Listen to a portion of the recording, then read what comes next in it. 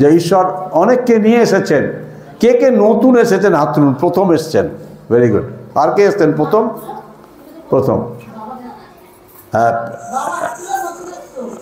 হ্যাঁ, হাত তুলুন, একটা হাত তুলো। হ্যাঁ, ভেরি গুড। আচ্ছা, সকলে জোরে হাত তালি ওদের জন্য। হ্যাঁ, আপনাদেরকে আমাদের মধ্যে যিশু নামের সাদরে গ্রহণ করছি। এবং আমার মনে হয় আজকে দিবাকর এনাদেরকে একটা করে নতুন নিয়ম দিয়ে দেবে পরে। এখন দিলেও ভালো হতো যদি নিয়ে আসতে পারো। কটা আছে দেখে নাও। আর ঈশ্বর সাহায্য করুন। না, চারজন বলে, 4-5টা নিয়ে এসো। হ্যাঁ, 5টা আনলেই হবে। সত্য জানিবে এবং সেই সত্য তাদেরকে স্বাধীন করবে। এই প্রতিটি মানুষ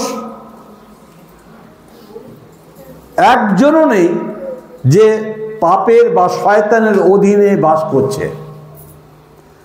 ঈশ্বরের বাক্য বলছে রোমীয় 7 অধ্যায়, আমি যেটা করতে চাই না সেইটা করে ফেলছি, আমি যেটা বলতে চাই না বলে ফেলছি। এটা যে আমি করছি তা নয়, কিন্তু আমার মধ্যে বাসকারী পাপ তা করাচ্ছে। এবং প্রথম যোহনে বলছে আবার যে পাপ আচরণ করে সে দিয়াবলের অর্থাৎ শয়তানের।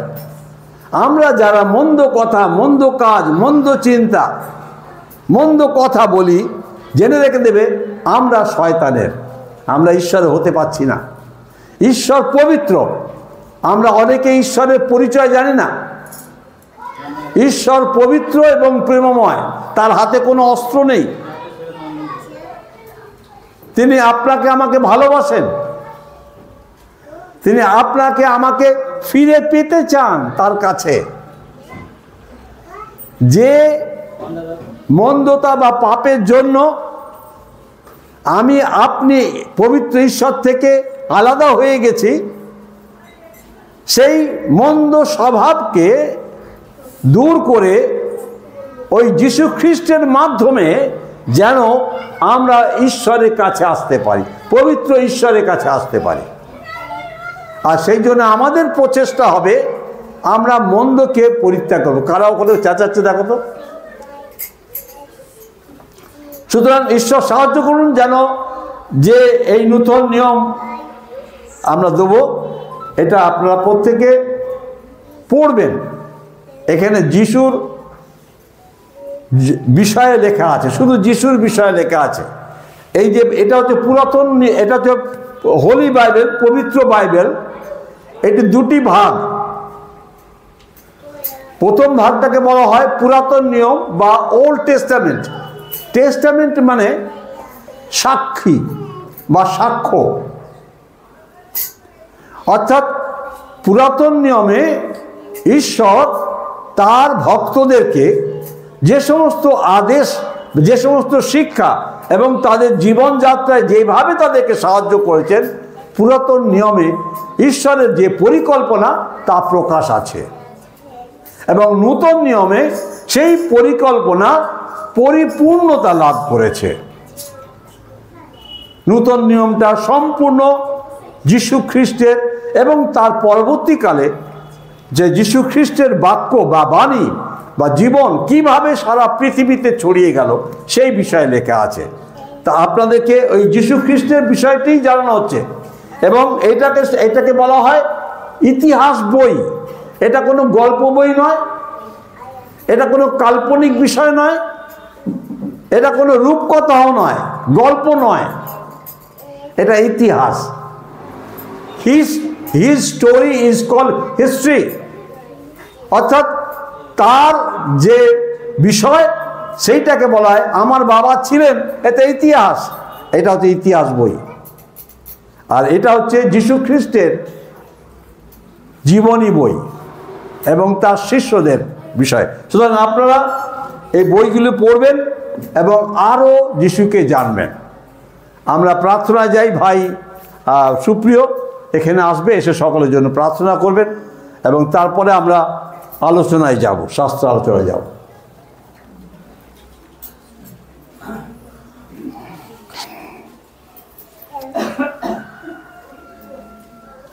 এই মাইকে গ্রামের জন্য প্রার্থনা করে। স্বর্গের বাবা, তোমায় ধন্যবাদ করি, তোমার প্রশংসা করি, তোমার গৌরব করি। কারণ এই ধন্যবাদ, প্রশংসা, গৌরব পাওয়ার একমাত্র যোগ্য ঈশ্বর তুমি। তুমি সেই ঈশ্বর যে আগে ছিলে, তুমি সেই ঈশ্বর যে এখন আসো, তুমি সেই ঈশ্বর যে অনন্তকাল থাকবে, তোমার কোনো পরিবর্তন নেই প্রভু। তুমি এক ও অদ্বিতীয় ঈশ্বর। ধন্যবাদ করি প্রভু, সুন্দরভাবে আমাদেরকে তোমার রাজ্যের পথে এগিয়ে নিয়ে যাওয়ার জন্য। এই কাল থাকতে প্রভু সুন্দরভাবে মিটিং হচ্ছে, তুমি সুন্দরভাবে সাহায্য করছো প্রভু। তোমাকে তোমার জ্ঞানে, তোমার শিক্ষায় তোমাকে বৃদ্ধি করছো প্রভু। ধন্যবাদ করি, ধন্যবাদ করি আমাদের জীবনের প্রত্যেকটা পরিস্থিতির জন্য। ধন্যবাদ করি প্রত্যেকটা সেকেন্ডের জন্য প্রভু। প্রভু আমি প্রার্থনা করি প্রভু এই গ্রামের জন্য, যে এই গ্রামে তুমি এই মণ্ডলী দিয়েছো আমাদেরকে, এই গ্রামের প্রত্যেকের জন্য প্রার্থনা করি প্রভু। এই গ্রামের প্রত্যেককে তুমি তোমার প্রকাশন দাও প্রভু, তোমার পরিচয় দাও প্রভু, যেন তারা তোমাকে চিনতে পারে, জানতে পারে তুমি যে সত্য ঈশ্বর, তারা যেন জানতে পারে প্রভু।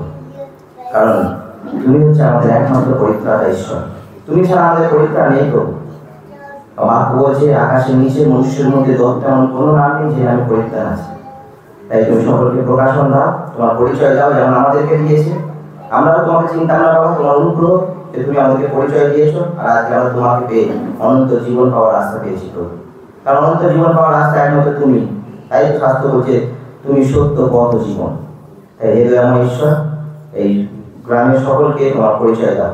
আর এই গ্রামে যারা অসুস্থতায় আছে তাদেরকে তুমি সুস্থ দান করো, যারা কান্নায় আছে তাদের চোখের জল মুছে দাও প্রভু, যারা একাকিত্বে আছে তাদেরকে তোমার সহভাগিতা দাও, যারা অন্ধকারে আছে তোমার জ্যোতি দাও প্রভু। কারণ তুমি সেই জ্যোতি, আর তুমি বলেছো আমি সেই জ্যোতি, যে আমার পশ্চাতে আছে সে কোনো মতে অন্ধকারে যাবে না। তাই সকলকে এই অন্ধকার, এই পাপের রাজ্য থেকে তুমি মুক্ত করো প্রভু। প্রার্থনা করি প্রভু আমাদের এই মণ্ডলীর জন্য, এই মণ্ডলীতে যেখানে যা দরকার প্রভু তুমি সব কিছু তুমি জুগিয়ে দিচ্ছ, আরো দাও প্রভু। আর এই মণ্ডলীর সমস্ত ভাই বোনেদের জন্য প্রার্থনা করি, আমার জন্য প্রার্থনা করি, আমাদেরকে তোমরা তুমি আরো তোমাকে বৃদ্ধি পেতে সাহায্য করো, এবং আমাদেরকে যাকে যা ট্যালেন্ট তুমি দিয়েছো যেন তোমার রাজ্য ধার্মিকতার কাজে আমরা দিতে পারি প্রভু। সেই হৃদয় দাও, যেন তোমার সেই ক্রুশ তুলে নিয়ে তোমার পশ্চাৎ দিতে পারি প্রভু। আর প্রার্থনা করি প্রভু এখন আমাদের প্রিয় পাস্টার, আমাদের আঙ্কেল, তার মাধ্যম দিয়ে তুমি যে বাক্য দিবে, তার হৃদয় তুমি কথা বলো, তার জীবনকে তুমি কন্ট্রোল করো প্রভু। তার দ্বারা তুমি সুসমাচার দাও, তুমি তোমার সেই বাক্য দাও, যে বাক্যে যেন আমরা তোমাকে আরো জানতে পারি, এবং সেই বাক্যের মাধ্যম থেকে যেন তোমাকে আমরা দিয়ে সকলে অনুভব করতে পারি আর জড়িয়ে ধরতে পারি প্রভু। আর আমরা যেন আরো সুন্দরভাবে তোমার হাত ধরে তোমার ওই সংকীর্ণ রাস্তায় এগিয়ে যেতে পারি, আর সেই সংকীর্ণ রাস্তা চলার মধ্যে যেন শক্তি পেতে পারি। তুমি ব্লেস করো, দয়া করো, করুণা করো, অনুগ্রহ করো প্রভু। এই প্রার্থনা শুনলে বিশ্বাস করি সকল প্রার্থনা প্রভু যিশু তোমার নামে চাই, আমেন। জয় যিশু। ধন্যবাদ। না, হাততালি রাখবে না তো। হ্যাঁ, আমরা হাততালিটা কম দেবো, হ্যাঁ, কারণ আমাদের এখানে কোনো পায়রা নেই। ঈশ্বরের ধন্যবাদ হোক যে আজকে আমাদের অনেকে এসেছেন। কিন্তু আজকের এই দিনটিকে কি দিন বলা হয়? আজকের দিনটা কি? মেয়েরা কেউ জানে না আজকে কি দিন? আমি আওয়াজ পাইছি মেয়েদের কাছে। হ্যাঁ, জোরে বলো। পরিত্রাণের দিন। Very good. আর কে কি বলতে পারে? আজকে কি দিন? শুভ বড়দিন। ভেরি গুড, শুভ বড়দিন। আর কি বলতে পারে? ইনি বলছেন ক্রিসমাস ডে। আর কেউ? আর কেউ? আজকের দিনটি যিনি বলছেন যিশুর জন্মদিন, না, বাইবেলে লেখা নেই। যিশুর জন্মদিন কবে বাইবেলে লেখা নেই। সুতরাং আজকেই যিশুর জন্মদিন 25শে ডিসেম্বর, এটা নয়, না, আনুমানিকও নয়। যখন কনস্টান্টাইন যখন রোমের সম্রাট হলেন,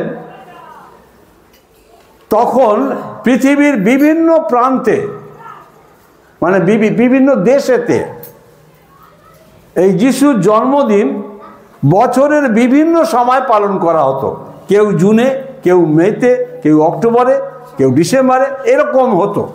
তা তিনি যখন সম্রাট হলেন সমস্ত গুণী লোকদের ডাকলেন, মানে যারা দার্শনিক ফিলোসফার তাদেরকে ডাকলেন, ডেকে মন্ত্রী সেই মন্ত্রীদেরকেও ডাকলেন যে তোমরা বসে বিভিন্ন পুঁথি, বিভিন্ন বই ঘেঁটে দেখো যে যিশুর জন্মদিন কবে।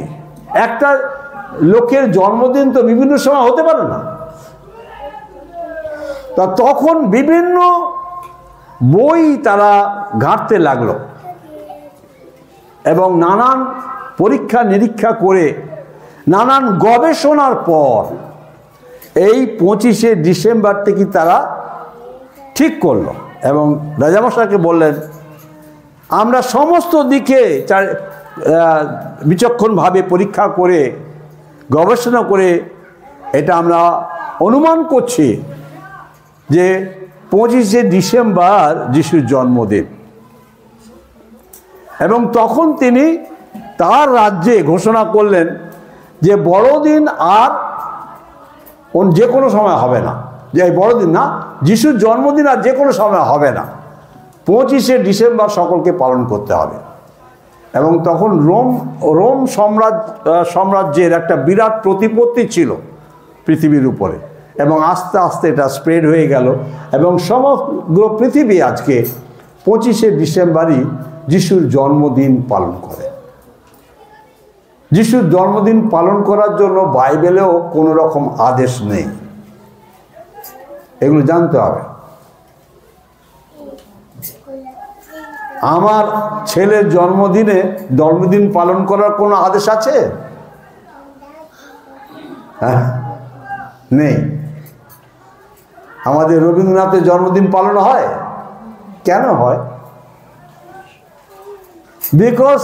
কারণ তিনি আমার এবং সমগ্র পৃথিবীর কাছে বিশ্বগুরু, তার প্রতি সম্মানের জন্য, রাইট? তেমনি যিশুর জন্ম আমরা অনেক সময় বলে থাকি যে এই খ্রিস্ট বিশ্বাসটা হচ্ছে বিদেশি। কে কে জানেন এটা বিদেশি বলে? হাত তুলুন। কে কে বলেন এটা বিদেশি ধর্ম? কেউ না, সকলে খুব ভালো, আপনার ইতিহাসে খুব ভালো, ভূগোলেও খুব ভালো। যিশুর জন্ম সত্যি এটা কোনো যিশু বিদেশি নন। যে 5টি মহাদেশ আছে, আমরা কোন মহাদেশে বাস করছি?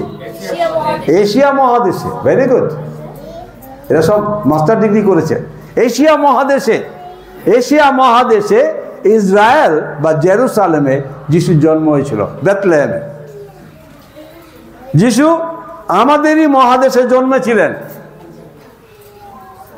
দুঃখের বিষয়, এটা বলতে লজ্জা নেই, এশিয়া মহাদেশটি অনুন্নত ছিল, লিটারেলি, মানে পড়াশোনা শিক্ষা দীক্ষায় আমাদের এশিয়া মহাদেশ খুবই অনুন্নত ছিল, যে কারণে সহজেই ইউরোপে চলে গেল। আমাদের এশিয়া মহাদেশ থেকে এই সংবাদটি ইউরোপে চলে যায়, অর্থাৎ রোমে চলে যায়, গ্রিকে চলে যায় এবং তারা সেটাকে গ্রহণ করে। তাদের মধ্যেও পৌরাণিক ঘটনা ছিল, তাদের মধ্যেও রূপকথা ছিল, তার মধ্যেও এরকম আমাদের মতন নানা রকম কাব্য ছিল। কিন্তু যখন তারা সত্যটাকে জানলো তখন সেগুলো ছেড়ে দিয়ে ওই খ্রিস্টের বিশ্বাস করলো এবং খ্রিস্টকে অনুসরণ করতে লাগলো। আমরা কিন্তু এই এশিয়া মহাদেশ, তারা কি করলো? তাদের পরম্পরাকে ধরে রাখতে চাইছে। আমাদের চাষবাস ছিল এক সময় অনেক, এখন আমরা সেসব জমি আর চাষ করতে পারি না, জলে ভর্তি থাকে। চাষবাস ছিল, আমাদের সব গরু ছিল, আর আমাদের হেলে বলে, মানে একজন লোক থাকতো যে আমাদের গরু দেখাশোনা করতো এবং ওই হাল করতো। যখন আমরা বললাম বাড়িতে যে ট্রাক্টর দিয়ে জমি চাষ করা হবে, কেন এই হাল দিয়ে একের পর বিঘে এরকম কষ্ট করে চাষ করে? ট্রাক্টর দিয়ে। আমার বাবা বলল না, ট্রাক্টর দিলে জমি খারাপ হয়ে যাবে। তার মানে কি, ওনারা চাইছেন ওই পরম্পরাকে ধরে রাখতে। কিন্তু আজকে কি হচ্ছে, আমি এই দেখে আসলাম মেশিন দিয়ে ধান কাটা হচ্ছে।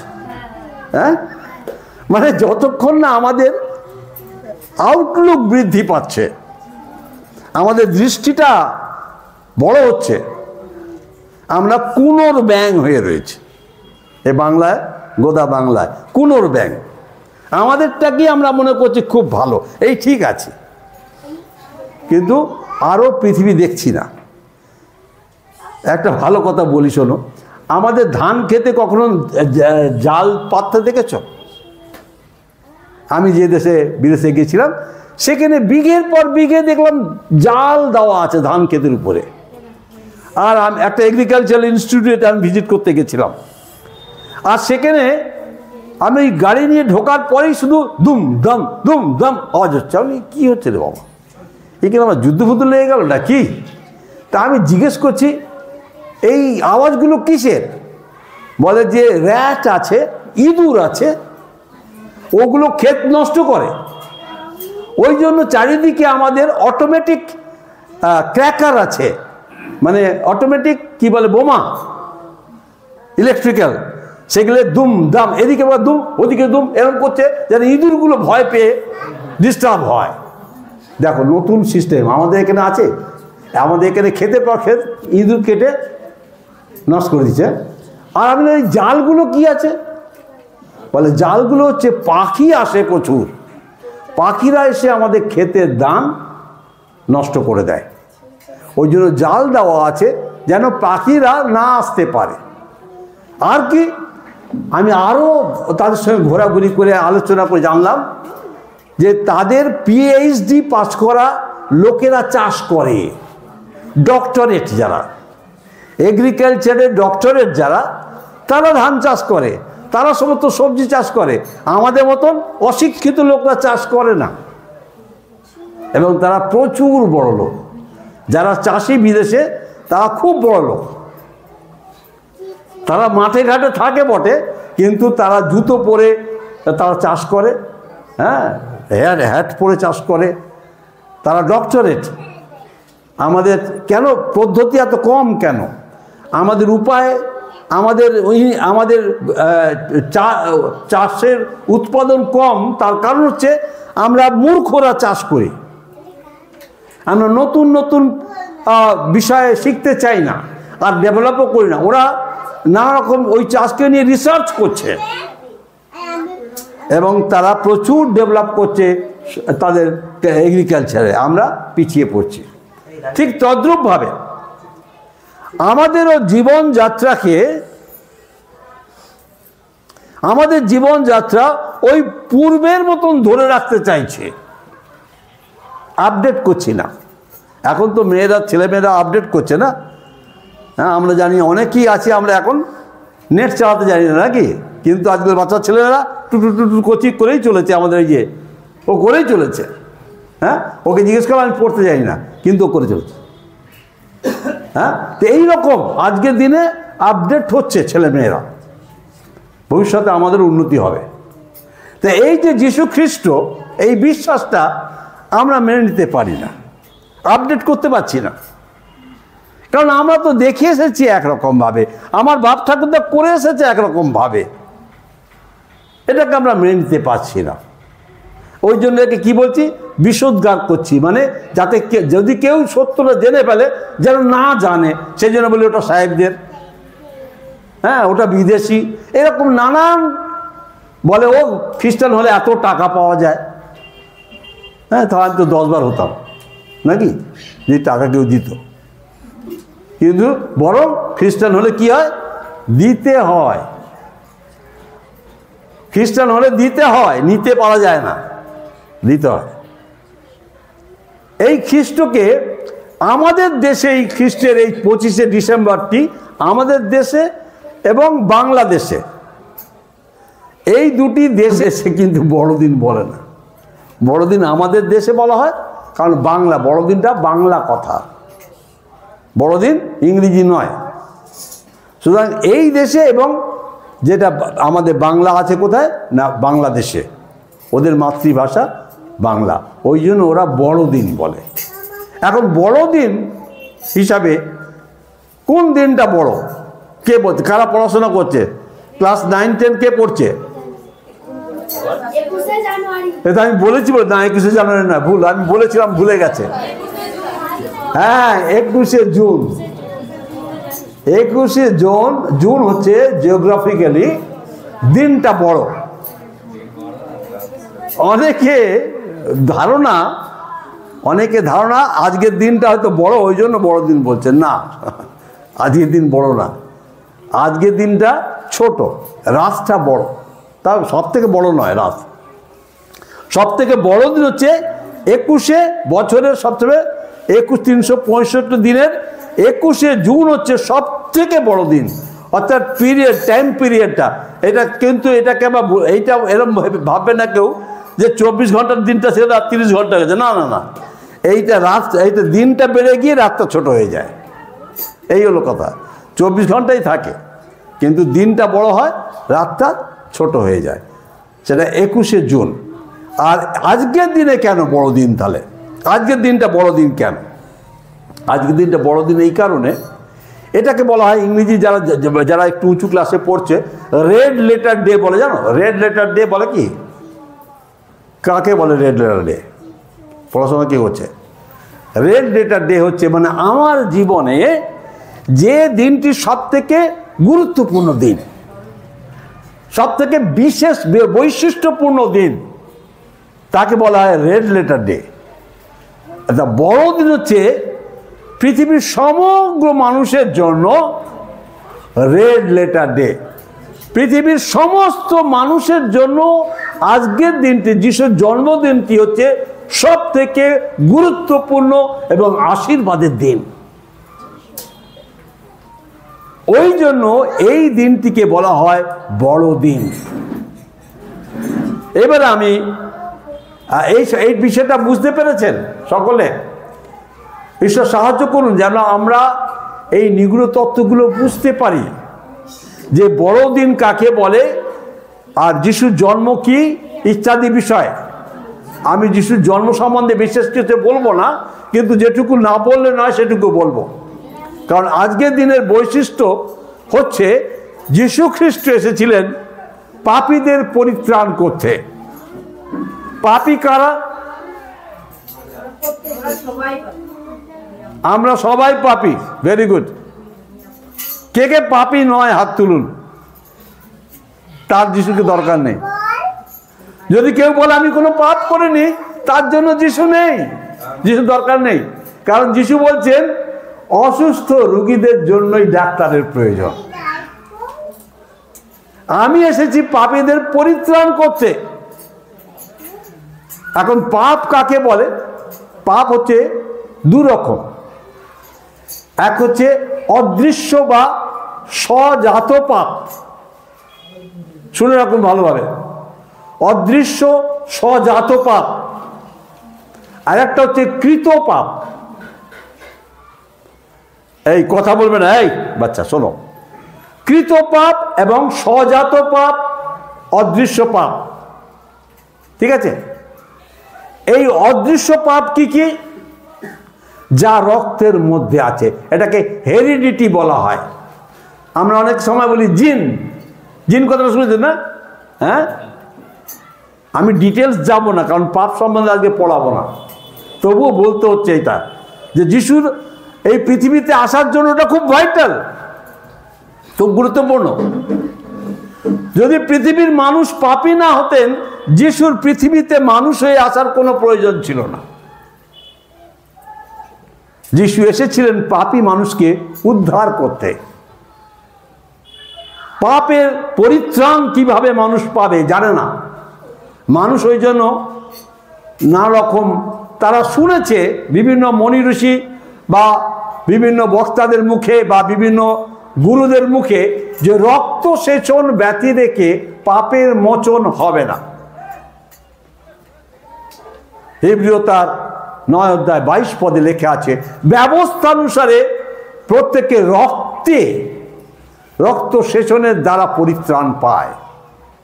এবং সে কারণে প্রায় প্রতিটি ধর্মে রক্ত সেচন বলিদান আছে। কিন্তু যীশু খ্রিস্টর এই যে বিশ্বাস, এটা কোনো ধর্ম নয়। আমরা অনেকে এটাকে ধর্ম বলছি, কিন্তু এটা ধর্ম নয়, এটা হচ্ছে জীবন। ধর্ম কাকে বলে?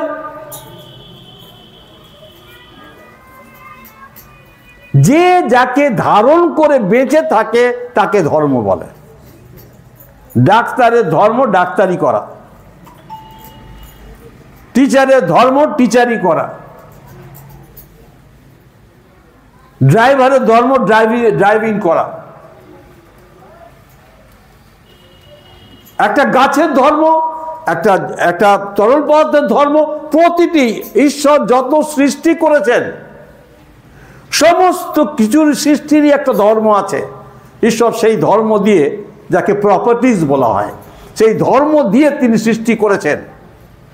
প্রিয় ভাই বোন, মানুষকেও ধর্ম দিয়েছিলেন, কিন্তু মানুষ স্বেচ্ছাচারী হয়ে তার সেই ধর্মকে সে হারিয়ে ফেলেছে। আমাদের একটু জল আনবে, কে একটু পিছনে কেউ আছে? না না, আমার ছোটো বোতলে জল দিলে ভালো, এখানে রাখলে ভালো। আপনারও তো লাগবে না, ঠিক আছে, আনছি। রান্না করে আপনারা যেতে হবে না, বসুন, আমাদের ছেলেমেয়েরা যাবে এখন, বসুন আপনি, বড় নিয়ে আসবেন। হ্যাঁ, আপনি বসুন। তো সুতরাং এই প্রপার্টিজ, যেমন আমি বলছি, শুনুন, আমার দিকে তাকান। একটা গাছের ধর্ম কি?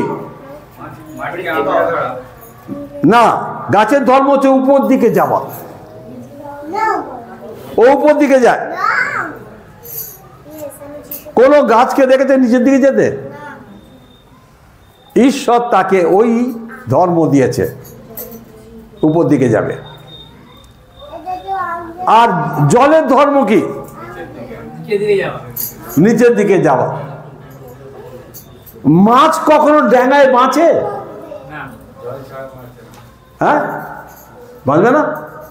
কি আমার বড় ভাই ওই যে পিছনে বসে আছে, অর্চনা শ্বশুর, মাছ বাঁচবে ড্যাঙাতে?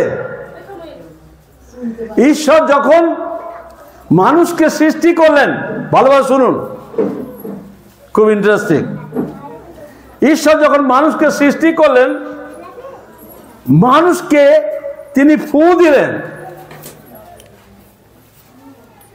এই সব কোথায় যাচ্ছিস? বাইরে গিয়ে খেলাধুলা করবে না, একটু চলে আসবে।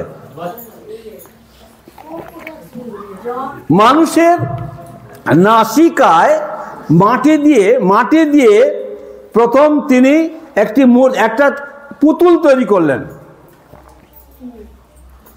আর তার নাসিকায় ফুঁ দিলেন। ফুঁ দেওয়ার পর সেটি একটি সম্পূর্ণ মানুষ হলো, জীবন্ত মানুষ, আর তার নাম দিলেন আদম। আদম কথার মানে হচ্ছে প্রথম মানুষ। আমরা আদি পুস্তক পুরাতন নিয়মের প্রথম বই খুললে আমরা দেখতে পাবো, এবং সেখানে লেখা আছে, এসো আমরা আমাদের সাদৃশ্যে। ঈশ্বর তিনি এক ঈশ্বর। বেদ বলছে একক মেব দ্বিতীয় নাস্তি, বাইবেল বলছে এক ঈশ্বর, কোরআন বলছে এক ঈশ্বর। শুধু এই এক ঈশ্বর, কিন্তু আমাদের বাইবেলে একটি বিশেষ বিষয় বলছে আমাদের সাদৃশ্যে। ঈশ্বর বলছেন আমাদের সাদৃশ্যে। এখানে যে প্লুরাল আছে, বহু বচন আছে, এখানে বাইবেল সেই বহু বচন সম্বন্ধে বলছে আমাদের ঈশ্বর এক ঈশ্বর, বাট ত্রিত্ব, ট্রিনিটি। ইংরেজিতে ট্রিনিটি বলা হয়, বাংলায় ত্রিত্ব বলা হয়। আমি একটু বুঝিয়ে দিচ্ছি।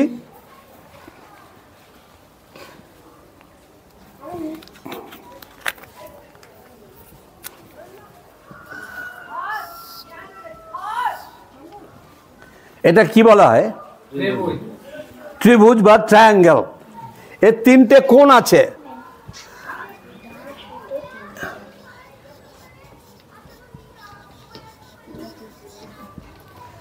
ঈশ্বর, ঈশ্বরের তিনটে কোণ। এটা হচ্ছে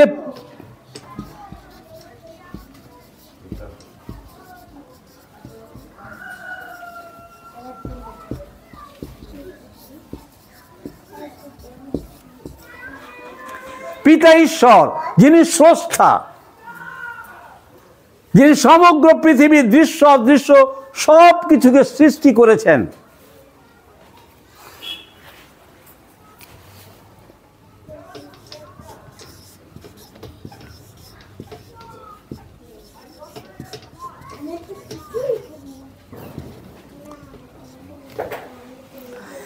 এটা হচ্ছে পুত্র ঈশ্বর।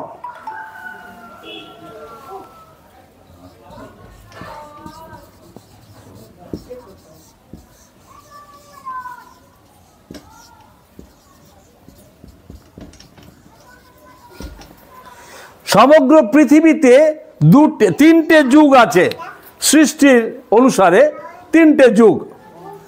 আর সেটা হচ্ছে পিতার যুগ, পিতার যুগ, পিতার যুগ যখন সৃষ্টি হয়েছেন, তারপরে পুত্রের যুগ, এবং বর্তমান হচ্ছে পবিত্র আত্মার যুগ।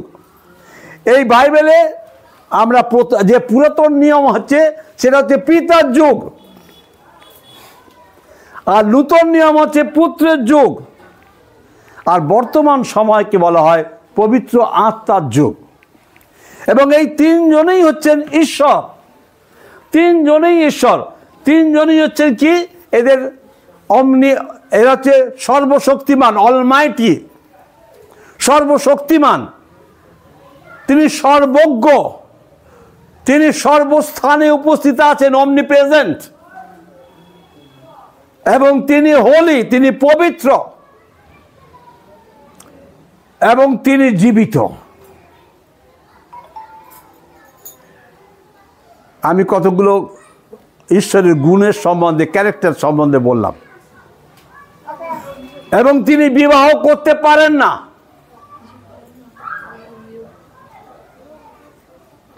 তার কোনো সৃষ্টি নেই, তার কোনো লয় নেই। He is alpha and omega, তিনি আদি, তিনি অন্ত, এবং তাকে দেখা যায় না, তাকে, তিনি হচ্ছেন আত্মা। এই আত্মা দেখা যায় না, আত্মা যাকে বলা হয় বাংলায়, বা আত্মা বলে, যাকে দেখা যায় না, ঈশ্বরকে দেখা যায় না। বাট এইখানে যখন পিতা ঈশ্বর সৃষ্টি করলেন, এবং এখানে যখন সমগ্র মানুষের উপরে তিনি প্রথম আদম এবং হবা, তার পাঁজর কেটে, আমাদের প্রত্যেকে পাঁজর হচ্ছে কে? আমাদের স্ত্রীরা, জানেন? আমাদের পাঁজর হচ্ছে আমাদের স্ত্রীরা, তোমাদের তো নেই। আমাদের স্ত্রী হচ্ছে আমাদের পাঁজর। তুমি তোমার স্ত্রীকে নিজের পাঁজরের মতন ভালোবাসবে, নিজের মতন ভালোবাসবে। যারা বাসে না তারা স্ত্রী কি তা জানে না। আমাদের বাইবেলে আপনার জীবন সম্বন্ধে সম্পূর্ণ শিক্ষা দেওয়া আছে, যা অন্য কোনো জায়গায় নেই। পৃথিবীর মধ্যে বাইবেল সমগ্র ভাষায়, পৃথিবীর সব ভাষায় পাওয়া যায়, হ্যাঁ। এবং পৃথিবীতে সব থেকে বেশি লোক ওই বাইবেল পড়ে। পৃথিবীর যত জ্ঞানীগুণী লোক, সায়েন্টিস্ট, দার্শনিক, সকলে বাইবেল পড়েছে। আমাদের দেশেও দার্শনিকরা, এমনকি মহাত্মা গান্ধী, আমাদের প্রধানমন্ত্রী জওহরলাল নেহরু, ইন্দিরা গান্ধী, আমাদের যিনি প্রধান রাষ্ট্রপতি ছিলেন প্রথম, রাধাকৃষ্ণন, এনারা সব বাইবেল থেকে শিক্ষা নিয়েছেন। আর আমাদেরকে, আমরা বাইবেলকে মানে কি করছি, একটা ম্লেচ্ছ করে দিচ্ছি। লেখা আছে, যদি আপনার জ্ঞানের প্রয়োজন হয়, লেখাপড়া শিখলে জ্ঞানী হবে না। আপনারা নিশ্চয়ই দেখতে পাচ্ছেন আজকে লেখাপড়া শিখে জ্ঞানী লোকরা কীরকম হয়েছে, হ্যাঁ, সব জেলখানায় ভর্তি আছে, তাই না? সুতরাং লেখাপড়া শিখলেই জ্ঞানী হয় না। ঈশ্বরের কাছে লেখা আছে, ঈশ্বর ভয় জ্ঞানের আরম্ভ। যে ঈশ্বরকে দেখা যায় না। আর এই সময় মানুষ যখন এই ঈশ্বরের অবাধ্য হলো, তখন তারা আরেকজনের বাধ্য হলো। আর সে হচ্ছে কে? দিয়াবল, যে হচ্ছে শয়তান, যে সারা জীবনই ঈশ্বরের বিরুদ্ধাচরণ করে এসছে এবং এই সুন্দর পৃথিবীকে নষ্ট করতে চাইছে, কলুষিত করতে চাইছে। সে কিন্তু কিছু করে না, সে কিছু করে না। সে তোমাকে আমাকে ব্যবহার করে, এই সৃষ্টিকে ব্যবহার করে। সে নিজে কিছু করে না, যেন তোমাকে ব্যবহার করে সে মন্দ কাজ করাবে। আর এটা হচ্ছে এই যখন এরা কি করলো, অনেক ঈশ্বর তৈরি করে সৃষ্টি করে ফেললেন। এই মানুষ যখন ঈশ্বরকে ছাড়লেন, কিন্তু তাদের মধ্যে ওই যে নাসিকা ঈশ্বর তার পবিত্র আত্মা দিয়েছিলেন, সেই বাবার টেস্টটা, বাবাকে পেতে সেই মানুষ চারিদিকে ঘুরে বেড়াতে লাগলো, কোথায় আমার বাবা, কোথায়? আর নিজেরা বাবাকে ধরছেন। আপনাদের মেলাতে গেলে, কোনো মেলাতে গেলে যদি বাচ্চা হারিয়ে যায়, দেখেছেন হারিয়ে যেতে কি করে? সে নাচানাচি করে, খুব গান করে, কি করে? হ্যাঁ হ্যাঁ, আর তাকে যে লজেন্স দিলে, লজেন্স বিস্কুট দিলে, কিছুক্ষণের জন্য থামে। একটা মানুষ দেখবেন 1000 বার তীর্থে যাচ্ছে, 1000 বার এইটা করছে, এটা ছেড়ে এটা করছে, এটা ছেড়ে এটা করছে, আজ অমাবস্যা, কাল পূর্ণিমা, আরো কত কি করছে, শুধুমাত্র কি ওই বাবাকে খোঁজার জন্য। কোন বাবা? যে বাবা তাকে সৃষ্টি করেছে, ওই বাবার অন্বেষণ করে বেড়াচ্ছে। ঈশ্বর তিনি বুঝলেন এরা আমাকে দেখতে চাইছে, আমাকে পেতে চাইছে। আমাদের বাইবেলে লুক 15 অধ্যায় রয়েছে, বাবা অপেক্ষা করছে, অপবায়ী পুত্র, কখন আমার ছেলে ফিরে আসবে। লুক 13-19 অধ্যায় 10 পদে লেখাতে, যারা হারাইয়া গিয়েছিল তাদের অন্বেষণ পরিত্রাণ করতে মনুষ্য পুত্র পৃথিবীতে এসেছিলেন। হ্যাঁ, আর এই বাবা দেখলেন যে ওদেরকে আমায় পেতে হবে, আমার ছেলে ওরা, আমার মেয়ে। তাই ঈশ্বর বিবাহ করতে পারেন না, কারণ সব ছেলে মেয়ে তার বাবার, তার সন্তান। যারা বলে, যে সমস্ত ঈশ্বর বিয়ে করেছে তারা ঈশ্বর নয়, তারা ভ্রান্ত। তারা নিজেদেরকে ঈশ্বর করে সাজাতে চাইছে। আপনি কি পারবেন আপনার মেয়েকে বিয়ে করতে? এটা সাধারণ এথিক্স বলে। ঈশ্বর কখনো স্ত্রীলিঙ্গ হয় না, ঈশ্বরের অবতারও কখনো স্ত্রীলিঙ্গ হন না। ঈশ্বরের কোনো অবতার নেই। ঈশ্বর আজকাল হিব্রিয় তার 13 অধ্যায় 8 পদে অধ্যকাল অনন্তকাল একই ঈশ্বর আছেন, তার কোনো পরিবর্তন নেই। এই ঈশ্বর দেখলেন এরা আমাকে খুঁজছে, আমার ছেলে মেয়েরা আমাকে খুঁজছে, আর তাই তিনি পৃথিবীতে মানুষ হয়ে যীশু খ্রিস্ট হয়ে নেমে আসলেন। যীশু খ্রিস্টের জন্ম হয়েছিল কুমারীর গর্ভে। কেন? বিকজ পবিত্র আত্মার দ্বারা তার জন্ম হয়েছিল। কেন? তার কারণ it is the promise of god. ঈশ্বরের প্রতিজ্ঞা ছিল, তার একটা প্রতিজ্ঞা ছিল, মানুষ তোমাকে আমি উদ্ধার করতে একজনকে পাঠাবো। That is the প্রফেসি। যীশু খ্রিস্টের বহু বছর আগে, জন্মাবার বহু বছর আগে থেকে এই প্রফেসি করা ছিল, অর্থাৎ ভবিষ্যৎবাণী করা ছিল। পৃথিবীতে দ্বিতীয় কোনো ঈশ্বরের নামে, দ্বিতীয় কোনো ঈশ্বরের জন্য কোনো ভবিষ্যৎবাণী নেই। এই মানুষটি শ্রেষ্ঠ হয়েছে কারণ এ ভালো ভালো কাজ করেছে, ভালো ভালো কথা বলেছে। যখন মরে গেছে তখন শ্রেষ্ঠ মানুষ, বা ভালো থাকতে অবস্থা ভালো কথার জন্য, ভালো কাজের জন্য শ্রেষ্ঠ মানুষ, বা অবতার হয়ে গেছে, মহাপুরুষ হয়ে গেছে। কিন্তু ঈশ্বর হতে পারবে না। ভগবান এবং ঈশ্বর দুটো তফাৎ আছে। ভগবান হচ্ছে যে ভোগকে জয় করে। 5টা রিপু আছে, 5টা কি বলে ওটাকে? রিপুকে কি বলে? ইন্দ্রিয়। পঞ্চ ইন্দ্রিয়কে জয় করে সে ভগবান হয়। মানুষ কখনো ভগবান হতে, ঈশ্বর কখনো ভগবান নয়। ঈশ্বর এক এবং অদ্বিতীয়, তিনি পবিত্র, তিনি সমগ্র পৃথিবীর ঈশ্বর, কেবল আমার ভারতের নয়। ভারতের বা এলাকার ভগবান হতে পারে। প্রিয় ভাই বোন, আপনারা নিশ্চয়ই যদি কোনো পশ্চিমবঙ্গের বাইরে গিয়ে থাকবেন, আপনার এখানে যে সমস্ত দেবদেবী আছে, বাইরের স্টেটে সেই দেবদেবী নেই। পাশের গ্রাম, পাশেরই আমাদের বাইরের স্টেট কি আছে পাশে? বিহার। উড়িষ্যা, হ্যাঁ উড়িষ্যায় কি আছে জানেন তাদের দেবদেবীকে? হ্যাঁ জগন্নাথ, যার হাতই নেই, হ্যাঁ, আর আমাদের 10টা করে হাত দিয়ে দিয়েছে। কত তফাৎ, নিজেরা নিজেদের বানিয়ে নিয়েছে। আর এই কারণে ঈশ্বর তিনি কি করলেন, এই পুত্রকে পাঠালেন, যিশুকে পাঠালেন। যিশু হচ্ছেন ঈশ্বর।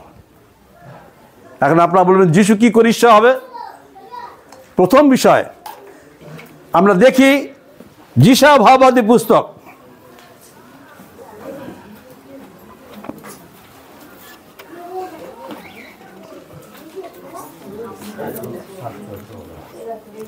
নয় অধ্যায়, যিশায় 9 অধ্যায়, যাদের কাছে বাইবেল আছে বার করুন। যিশায় 9 অধ্যায় তার 6 পদ। কারণ আমি, এই কেউ কথা বলবে না, বি সিরিয়াস।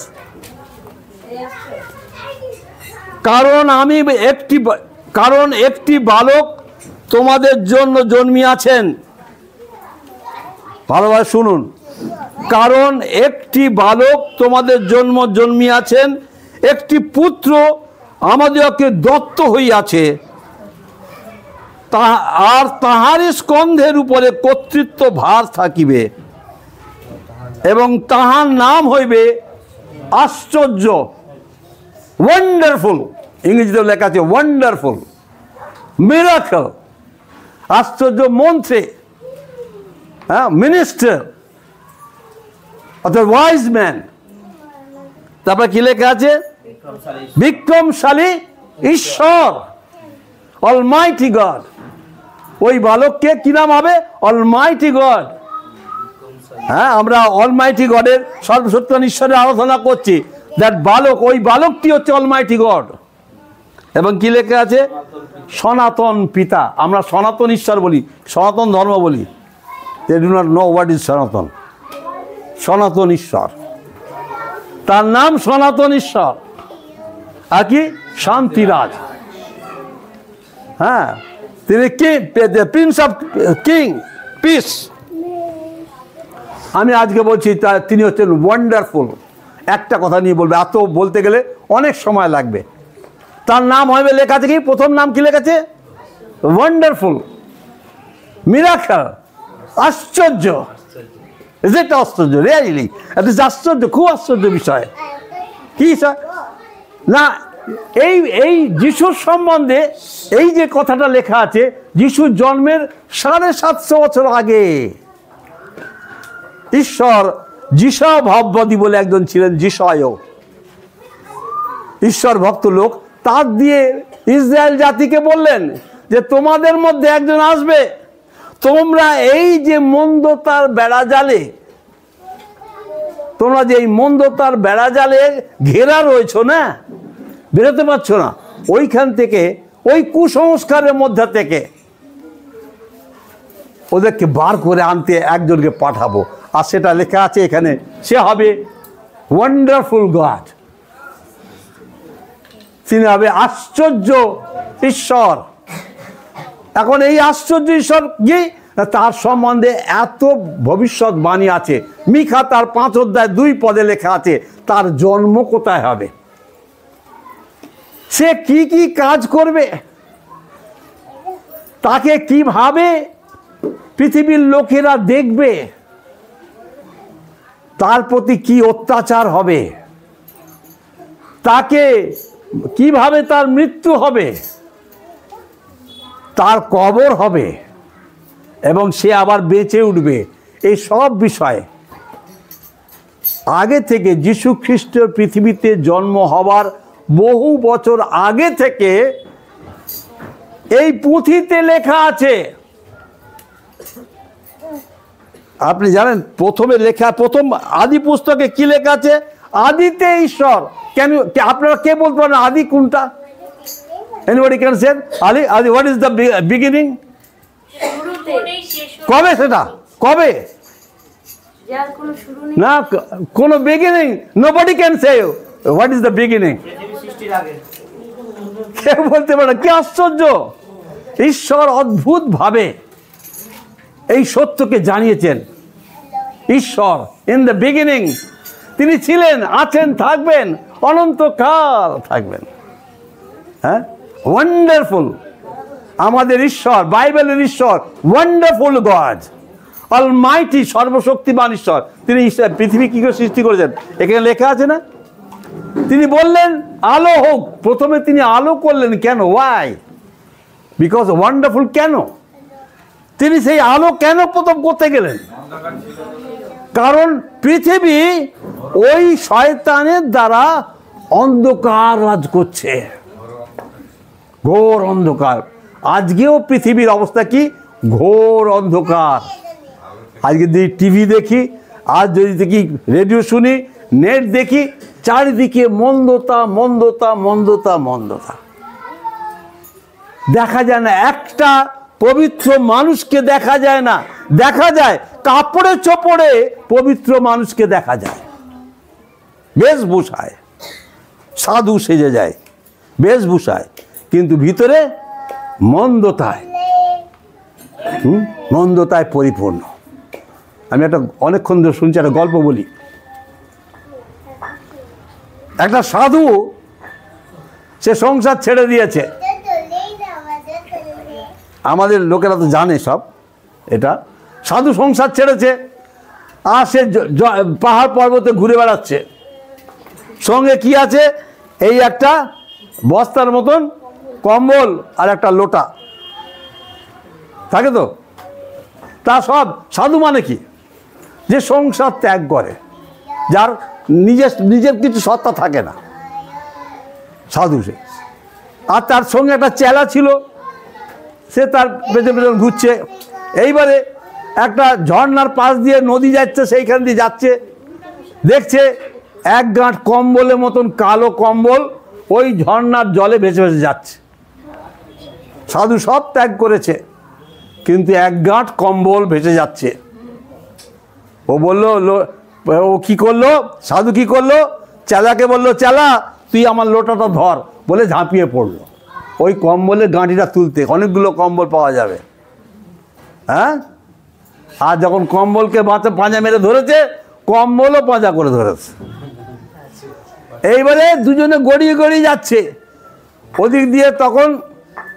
তখন ওই চেলা বলছে, ও সাধুজি, ও কম্বল छोड़ के भाग के आइए। বলে কম্বল ছেড়ে পালিয়ে আসুন। ক্রমশ চলে যাচ্ছে দূরে, জলের স্রোতে ঘষি গড়িয়ে যাচ্ছে। আর তখন সে সাধু বলছে, अरे मैं तो कम्बल को छोड़ दिया, लेकिन कमली मेरे को नहीं छोड़ता। আমি কম্বল ছাড়তে চাইছি, কিন্তু কম্বল আমার ছাড়ছে না। এই হচ্ছে সাধু। অনেকে বলে আমি ত্যাগ করেছি, কিন্তু ত্যাগ করতে পারে না।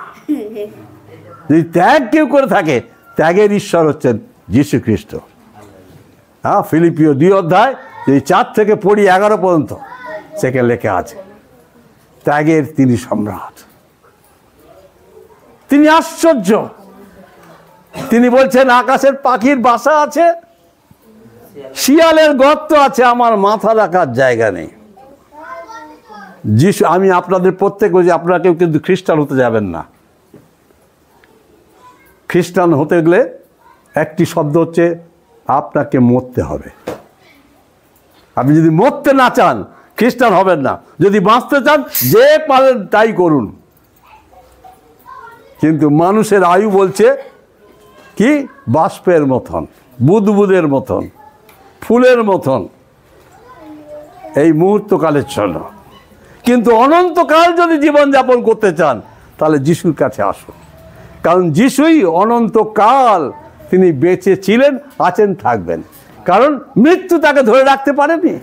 তার কবর এখনো খোলা রয়েছে। পৃথিবীতে বহু গুণী লোকের, বহু বহু মহাপুরুষের কবর দেওয়া আছে।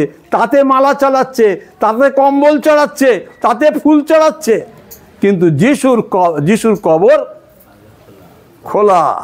কারণ যিশু উঠেছেন। মিরাকেল, ওয়ান্ডারফুল যিশু, ওয়ান্ডারফুল গড, অলমাইটি গড। কারণ এই জীবন এবং মৃত্যুর কর্তৃত্ব তার উপর আছে। আপনি যে বেঁচে আছেন, আপনি যে বেঁচে আছেন, এটা তার অনুগ্রহে আছেন। আপনাকে সুযোগ দিয়েছে, আজকে এখানে আসতেন। আপনি এসেছেন কেন? আপনি আসেননি, ঈশ্বর নিয়ে এসছেন, ওই পবিত্র আত্মা, যে আত্মাকে মানুষের নাকে ফু দিয়েছিলেন, সেই আত্মা আপনাকে টেনে এনেছে যেন আপনি সত্য জানতে পারেন। এবং এই সত্য আপনাকে কুসংস্কার পরম্পরা থেকে বার করে আনে, ওই খ্রিস্টের পিছনে দৌড়াতে সাহায্য করে। প্রিয় ভাই বোন, আমাদের যিশু, বাইবেলের যিশু হচ্ছে ওয়ান্ডারফুল। পৃথিবীতে এমন আর কোনো মুনি ঋষি, আর কোনো মহাপুরুষকে পাওয়া যায় না যে পৃথিবীর যে তৃতীয়ার্থ লোক তাকে বিশ্বাস করে, তাকে আরাধনা করে, তার পিছনে যায়। ও সরি, আরে এইটা না গো, আপনি যাবে না আমার ঠিক আছে। আমি তো দাঁড়িয়ে কথা বলতে, মানে এদিক ওদিক না চললে কথা বলতে পারি না। হ্যাঁ হ্যাঁ হ্যাঁ,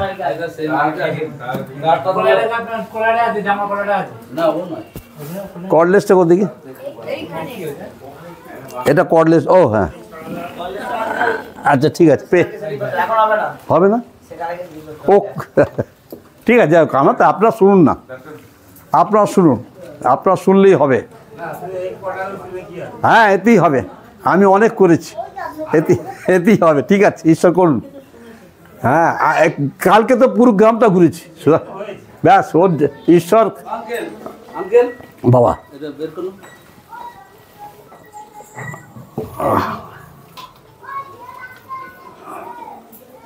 এগুলো পড়ে যাবে রে বাবা, আমি তো আবার ছটপটে লোক।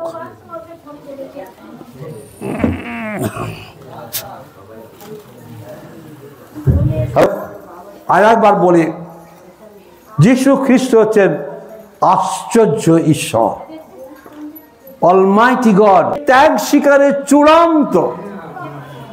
লেখা আছে তিনি ঈশ্বর হয়ে আকারে প্রকারে। প্রথম বিষয় আশ্চর্য কি, যে তার এই পৃথিবীতে জন্মাবার বহু বছর আগে থেকে ভবিষ্যৎবাণী আছে তার জন্মের বিষয়ে। তিনি কুমারীর গর্ভে জন্মাবেন, ভবিষ্যৎবাণী আছে। ভবিষ্যৎবাণী আছে তিনি কোথায় জন্মাবেন, বেথলেহেমে জন্মাবেন, এটা লেখা আছে। লেখা আছে তার মৃত্যু কিভাবে হবে, লেখা ছিল, লেখা আছে, এবং সেটা সফল হয়েছে। যীশু খ্রিস্ট হচ্ছে ফুলফিলমেন্ট অফ প্রফেসি। ভবিষ্যৎবাণী সম্পূর্ণ হচ্ছে যীশু খ্রিস্টেতে। মৃত্যু, তার কবর হবে, এবং 3 দিনে তিনি উঠবেন, ভবিষ্যৎবাণী ছিল এবং পূর্ণ হয়েছে। তিনি উঠেছেন, এবং বলা ছিল তারপরে তিনি সশরীরে স্বর্গে যাবেন, গেছেন তিনি, এবং 500 অধিক লোকের সামনে তিনি উপরে চলে গেছেন।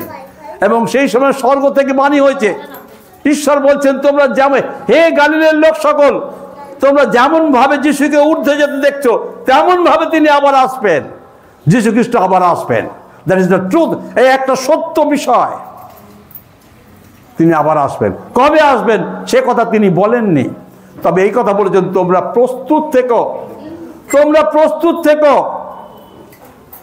যেদিনকে তিনি আসবেন যেন ঘুমিয়ে না পড়ি। তিনি ওয়ান্ডারফুল। প্রথম বিষয় হচ্ছে তিনি আশ্চর্য, কারণ তার জন্ম আশ্চর্য। দ্বিতীয় আশ্চর্য, তার জন্ম কেন? এই প্রথম আশ্চর্য তার ভবিষ্যৎবাণী, দ্বিতীয় আশ্চর্য তার জন্ম, তার কুমারীর গর্ভে। এটা বলা ছিল, ভবিষ্যৎবাণী করেছিল, কেন কুমারীর গর্ভে হলো? কুমারীর গর্ভে জন্ম হওয়ার কারণ হচ্ছে, আজকেও আমাদের বহু মা, বহু ভাই বোন ধার্মিক জীবন যাপন করেন, এবং তিনি কি করেন? ধার্মিক জীবন যাপন করেন যেন ঈশ্বরের, তারা জানে ঈশ্বর পবিত্র। অনেকে আছে খাওয়া দাওয়া নিয়ে ধার্মিক হয়, যে এটা খেতে নেই, ওটা খেতে নেই, এটা পরতে নেই, ওটা পরতে নেই। আমার স্ত্রীকে তো খড়ম পরিয়ে রেখেছিল ওনার বাবা, যে এই চামড়ার জিনিস পরতে হবে না। অনেকে এরকম বেশভূষায় ধার্মিক হতে চাই না, আজকে এ খেতে নেই, কালকে ও খেতে নেই, আর আমরা যদি পুরাতন নিয়ম দেখি, আদি পুস্তক দেখি, ঈশ্বর বলছেন যা কিছু সৃষ্টি করেছি সব তোমার জন্য। आप रुचि खाना আর পর রুচি পাড়না, আবার যা রুচি হবে আমি তাই খেতে পারি। আমার যদি ইচ্ছা হয়, ভক্তি হয়, আমি খেতে পারি।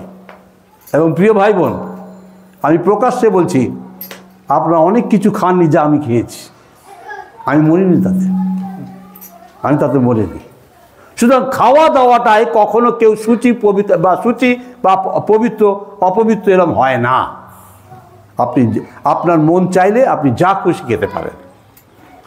তৃতীয়, এই যীশু খ্রিস্ট কেন কুমারীর গর্ভে আসলেন? কারণ যত পৃথিবীতে যত মানুষ আজ পর্যন্ত জন্মেছেন বা জন্মাবেন, পুরুষ এবং মহিলা তাদের ঔরসেই জন্মাতে হবে। That is the theory of god, ঈশ্বরের নিয়ম এটা। কিন্তু যীশু খ্রিস্ট পুরুষ ছাড়াই জন্মেছিলেন মহিলার গর্ভে। It is impossible. বিজ্ঞান কখনো এর ব্যাখ্যা দিতে পারে না, বিকজ বিজ্ঞান কখনো ঈশ্বরের সন্ধান পায়নি। জ্ঞানের পশ্চাতে নাপি বাঁচা, জ্ঞানের দ্বারা ঈশ্বরকে পাওয়া যায় না। বেদে লেখা আছে, সুতরাং জ্ঞান দ্বারা ঈশ্বরকে পাওয়া যেতে পারে না। ঈশ্বর তিনি পবিত্র।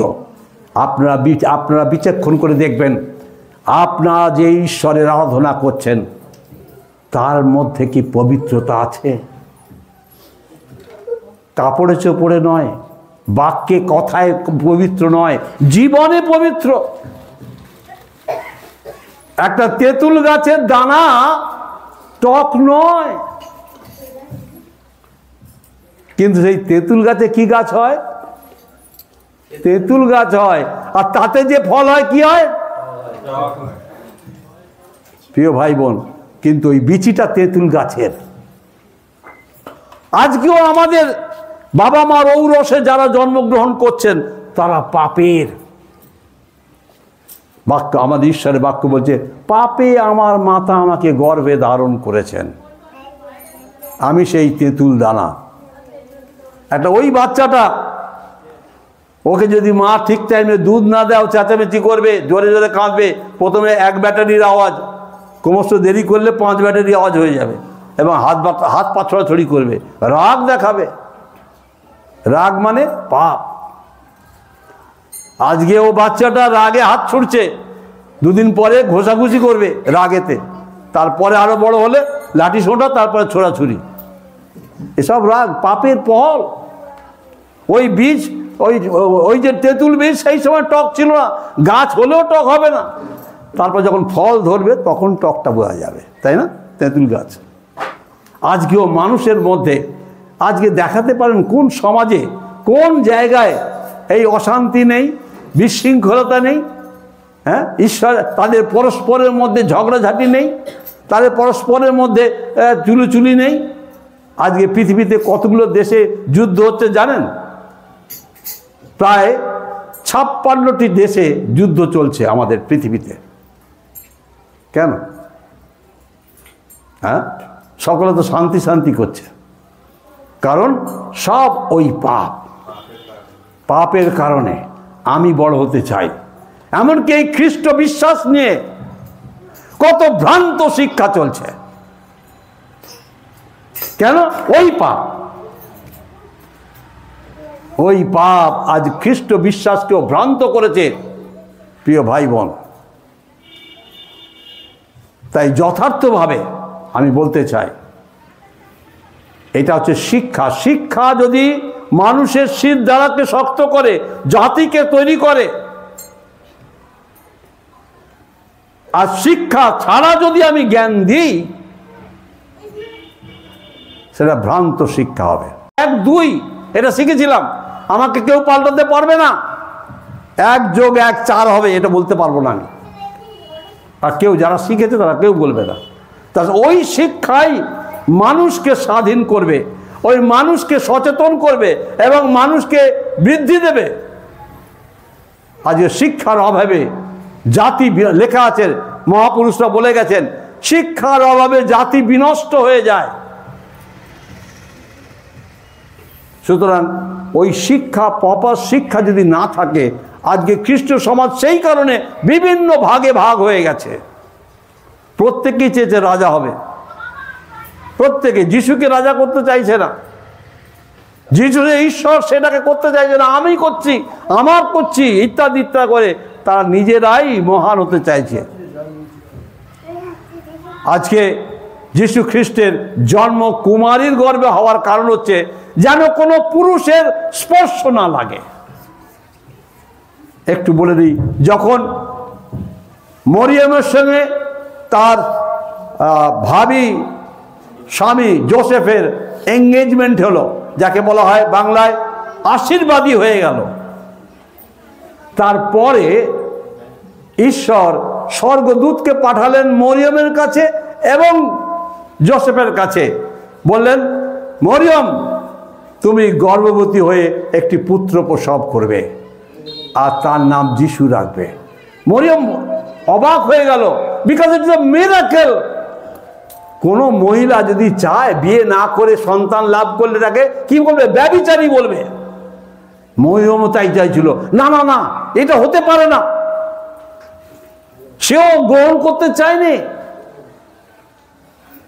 লেখা আছে সেও পিছিয়ে গেছিল, দূতকে বলছে, যখন দূত এই খবর বলছে, সে বলছে, আর এটা কি করে হবে, আমি বিয়ে করিনি এখনো। বলছে এটা ঈশ্বরের পরিকল্পনা তোমার জন্য। তখন মরিয়ম ঈশ্বরের ধন্যবাদ করছে। কেন? কারণ ওই ঈশ্বরে সে বিশ্বাস করেছে এবং সেই ঈশ্বরের আরাধনা করে, তখন ঈশ্বরের প্রশংসা করছে, তাই না? আজকে এই ঘটনা মানুষের জীবনে হবে না। যিশুর যে জন্ম একবার হয়েছিল, আর হবে না, মিরাকেল। এবং যোসেফকে যখন আবার স্বর্গদূত বলল, যোসেফ বলল, না না না, ওই কুলোটা মেয়েকে আমি বিয়ে করতে পারবো না। আমার এঙ্গেজমেন্ট হতে পারে, কিন্তু আমি বিয়ে করব না। কারণ ওর কি করে, কুমারী, ওর গর্ভে সন্তান এসে গেছে, আমি কি করে বিয়ে করব? আমি ধার্মিক লোক, আমার জন্য আমাকে লোকে সম্মান করে, আর আমি ওই মেয়েকে কি করে বিয়ে করতে পারি? স্বর্গদূত তাকেও বলল, জানো, এই যে ঘটনা ঘটছে এটা ঈশ্বরের পরিকল্পনা। তোমার ওই মরিয়মের যে গর্ভে সন্তান হবে, তুমি তার নাম যিশু রাখবে। কি রাখবে? যিশু নামে মানে কি? ত্রাণকর্তা। ত্রাণকর্তা মানে কি? না, এটা ঠিক ক্লিয়ার হচ্ছে না। এগুলো কথায়, ভাষায় ঠিক আছে, মুক্তিদাতা, উদ্ধারকর্তা, ঠিক আছে, কিন্তু এর ব্যাখ্যা হচ্ছে এই, মানুষ যেভাবে জীবনযাপন করছে, ওই যে পিতামাতার ঔরসে তার জন্ম, এবং সে কারণে যে একের পর এক পাপ করে চলেছে, কিন্তু তারা ধর্মকর্ম করছে। তারা ভাবছে আমি ধর্মকর্ম করছি, দান ধ্যান করছি, এত কিছু করছি, আমার পাপের শাস্তি আর পাবো না আমি। হ্যাঁ, দান খয়রাত করছি। কি বলে? কোন লেখা নেই তাই, বাইবেল গল্প নয় তো। এই যে এটা ভালো প্রশ্ন করেছেন, না, যেটা নেই সেটা নেই, বাইবেল সত্য, একে কোনো গল্প দিয়ে পূরণ করা যাবে না, বুঝেছেন? এইটা খুব ভালো জিনিস। আপনি যে প্রশ্ন করেছেন খুব পারফেক্ট কথা। না, সব জিনিস পাওয়া যায়নি। যিশুর 12 বছরের পরে ওই 30 বছরের মধ্যে যে ইতিহাসটা অনেক সময় পাওয়া গেছে, অনেক পাওয়া যায়নি। ওগুলো আপনারা না পড়লে বুঝতে পারবেন না। 12 বছরে ওই যে জেরুসালেমে গেছিলেন উনি ওনার বাবা মার সঙ্গে, তার পরবর্তী ফিরে আসার পরে আর ওই 30 বছর পর্যন্ত কোনো ইতিহাস পাওয়া যাচ্ছে না। 30 বছর পরে আবার 3.5 বছর ইতিহাস পাওয়া যাচ্ছে। এগুলো ইতিহাস, বুঝেছেন? ভেরি গুড, আপনি বলেছেন, ঠিক করেছেন, এটা ইতিহাস, এখানে কোনো যোগ দেওয়া যাবে না। যেমন আমি বলছি, শুনুন, আপনি জানেন না পড়েছেন কি না, হিস্ট্রি অফ লিটারেচার পড়েছেন? আমাদের ক্লাস 9-10 পড়ানো হতো হিস্ট্রি অফ লিটারেচার, মানে বাংলা সাহিত্যের কথা, একটা বই ছিল। সেটা এই সাহিত্যের ইতিহাসটা জানানো তো কীভাবে বাংলা সাহিত্যটা এসেছে। আজকের দিনে সেটা বিকৃত করে সেটা পড়ানোই হয় না, এবং সেটা বিকৃত করা হচ্ছে। যেমন আপনারা যদি জিজ্ঞেস করি, আপনারা ডক্টর উইলিয়াম কেরির নাম কজন জানেন? বলতে পারবেন? উইলিয়াম কেরির জীবন কজন জানেন? যিনি বাংলা সাহিত্যকে ব্যাকরণ দিয়েছেন। আজকে আমরা ব্যাকরণ পড়ছি, ছেলেমেয়েরা কোথা থেকে এসছে? বাঙালি কেউ ব্যাকরণ লেখেনি, উইলিয়াম কেরি। আগে ছিলেন পদ্যভাবে, সব পদ্য করে। আপনাদের মনে হয় রামায়ণ মহাভারত দেখুন পদ্য পদ্য করে লেখা আছে, গদ্য ছিল না। ওই গদ্য ফর্মটা কে আনলেন? ওই উইলিয়াম কেরি। আজকে যে ছাপা কথা বই দেখছেন, কে বই লিখেছে প্রথম? ছাপা কে করেছেন? ওই উইলিয়াম কেরি। ও হিস্ট্রি অফ লিটারেচার যারা পড়ে উঁচু ক্লাসে তারা দেখেছে, তারা পড়ে, কিন্তু আজকে ছোটদের শেখানো হচ্ছে না, বুঝেছেন? ইতিহাসকে পাল্টানো হচ্ছে, কিন্তু এই বাইবেলের ইতিহাসকে পাল্টানো যাবে না। আজকে ইতিহাস তৈরি করা হচ্ছে, আজকে নানান ইতিহাসকে তৈরি করছে, এই আবিষ্কার করা হচ্ছে, ওই আবিষ্কার করা হচ্ছে, ইতিহাসকে তৈরি করছে। এরকমভাবে সত্যকে ঢাকা যাবে না। যাই হোক, যেটা বলছিলাম, যিশুর জন্ম মরিয়মের কেন কুমারীর গর্ভে হলো, তার প্রথম কারণ হচ্ছে তাকে নিষ্পাপ নিষ্কলঙ্ক রাখার জন্য। আপনারা নিশ্চয়ই যারা বলি দিয়েছে, কে কে বলি দিয়েছেন? হাঁস, মুরগি, গরু, ছাগল বলি দিয়েছেন? কেউ দেননি? কেউ? বলির যে মেষ হয় বা বলির যে ছাগল বা গরু বা ভেড়া বা হাঁস বা মুরগি হয়, সেটা কোনো খুঁত থাকলে হবে না। কি আপনারা জানেন? খুঁত কোনো জিনিস ল্যাংড়াকে দিয়ে বলি দিলে হবে না, হবে না। অর্থাৎ নিখুঁত জিনিস কাকে দিতে হবে? বলিটা ঈশ্বরকে দিচ্ছেন তারা। যিশু যদি বাবা মার ঔরসে আসতেন, তিনি নিখুঁত হতেন না। তার মধ্যে ওই স্বজাত অর্থাৎ হেরিডিটি পাপটা থাকতো, রক্তের পাপটা থাকতো। সেই কারণে তাকে পবিত্র আত্মা অর্থাৎ ঈশ্বর নিজে তিনি মরিয়মের গর্ভে জন্ম নিলেন। এরমভাবে লেখা নেই, কিন্তু এটা ব্যাখ্যা যে যিশু ঈশ্বর মরিয়মের গর্ভে জন্ম নিলেন, মানুষ হয়ে এলেন, তিনি জন্মালেন নয়। এবং কেন? ওই কারণে যেন রক্তের কোনো প্রভাব তার জীবনে না থাকে, তিনি যেন নিষ্পাপ নিষ্কলঙ্ক হন। এ হচ্ছে ওয়ান্ডারফুল। সেই বালক কি হবে লেখা আছে? ওয়ান্ডারফুল, অলৌকিক, মিরাকেল, আশ্চর্য মন্ত্রী হবেন তিনি, আশ্চর্য ঈশ্বর হবেন, আশ্চর্য পুত্র হবেন। আর সেই আশ্চর্য ঈশ্বর নিষ্পাপ, ওই জন্য কুমারীর গর্ভে জন্ম নিলেন। তারপরে যিশু যে ঈশ্বর ছিলেন তার 5টা প্রমাণ। এই 5টি প্রমাণ যদি কোনো আপনাদের কোনো গুরু, কোনো মনীষী, কোনো অবতারে থাকে, তাকে আপনি ঈশ্বর বলতে পারেন। প্রথম হচ্ছে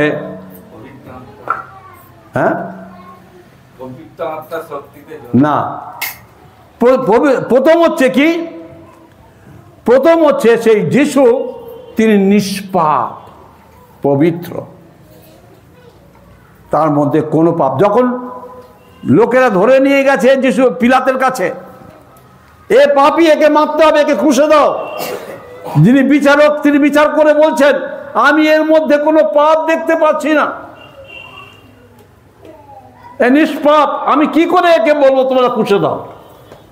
কিন্তু তখনকার দিনের যারা ওই দেশের নেতা ছিলেন, আজকেও যেটা হয়ে থাকে, কি বলে, মানে দলে ভারী যাকে বলা হয়, তাদেরই রাজত্ব চলে না, ঠিক সেইরকম ভাবে যারা ওই সমস্ত যাজক বর্গ ছিলেন, যারা সমাজকে পরিচালনা করতেন, দেখছেন লোকেরা সমস্ত যিশুর পিছন যাচ্ছে, তাদের কাছে আর আসছে না, অর্থাৎ তাদের জীবন জীবিকা আর সেরকম চলছে না, সব যিশুর কাছে যাচ্ছে। তখন তারা প্ল্যান করলো কি করে একে মারা যায়, একে না মারতে পারলে আমাদের জীবন জীবিকা, রুজি রোজগার বন্ধ হয়ে যাবে। এবং তারা তখন মন্দভাবে মিথ্যা অভিযোগ দিয়ে গিয়ে সেই রাজার কাছে বলেছিল এ পাপী, একে পুষে দাও। কিন্তু যখন রাজা বললে বিচার নেই, এ কোনো পাপ নেই, তখন ওরা জনতাকে খেপিয়ে তুললো, না ওকে মারতে হবে। কী করেছ? বলো ও নিজেকে রাজা বলছে, ও নিজেকে ঈশ্বর বলছে। কিন্তু যিশু বলেছেন আমি এবং আমার পিতা আমরা এক। তিনি বলেছেন তিনি লোকেদেরকে শুশ্রূষা দান করছেন। ডাক্তার বলছে কবিরাজের তাদের রুজি রোজগার বন্ধ হয়ে যাচ্ছে, কারণ তিনি বলছে তুমি সুস্থ হয়ে যাচ্ছে। আরে ডাক্তারি শাস্ত্র ফেল। ডাক্তার চিন্তা করে পাচ্ছে না কি করে সুস্থ হচ্ছে, মরা কি করে বেঁচে উঠছে। ডাক্তারি শাস্ত্র ফেল হয়ে যাচ্ছে, কারণ তিনি আশ্চর্য ঈশ্বর। যিশু আশ্চর্য ঈশ্বর। যে 5টা গুণের মধ্যে যিশু ঈশ্বর, তার প্রমাণের 5টা বিষয় হচ্ছে তিনি সর্বশক্তিমান, অলমাইটি। এই 5টা গুণ যদি কোনো কারো খাতে আমরা বলি এর একটা গুণ আছে, এ পৃথিবী উল্টে দিতে পারে, ওই একটাই পারে।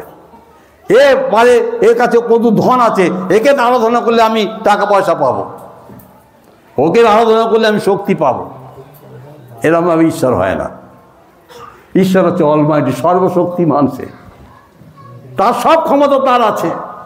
অর্থ বলো, শক্তি বলো, জ্ঞান বলো, যা তুমি চাইবে তার আছে।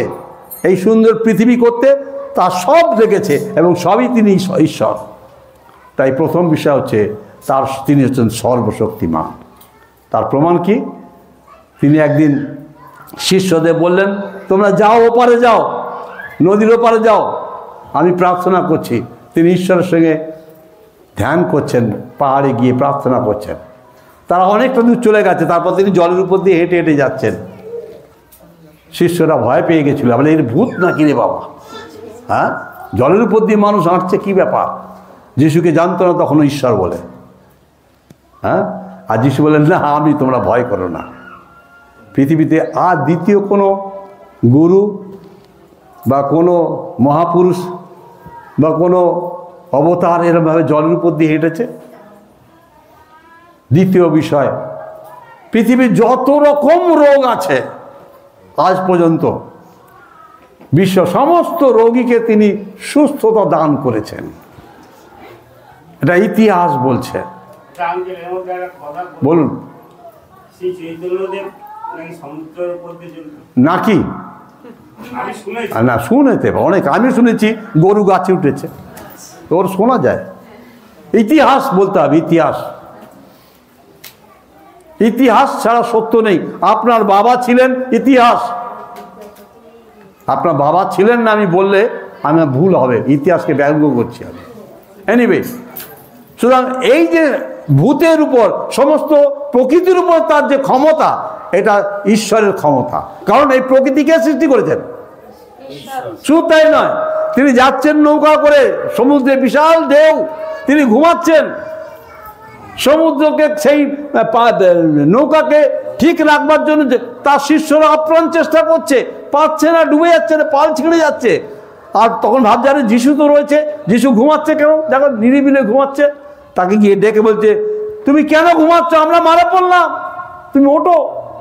তখন যিশু কি বলেন? হে অল্প বিশ্বাসী, হ্যাঁ তোমাদেরকে একটু বিশ্বাস নেই, আমি এই নৌকায় আছি, নৌকা ডুবতে পারে। আর তিনি কি করলেন? উঠে বলেন ঝড় থেমে যাও, শান্ত হয়ে গেল। সমুদ্র শান্ত হও, শান্ত হয়ে গেল।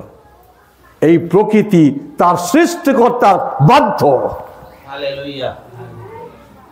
ঈশ্বরের এটা হচ্ছে তৃতীয় গুণ। চতুর্থ গুণ, মরাকে তিনি বাঁচিয়েছেন। এমনকি 4 দিনের মরা লাশা পরে গন্ধ হয়ে গেছে, তার বন্ধু, তার আত্মীয় বটে, বন্ধুও বটে, ইচ্ছা করে দেরি করছে।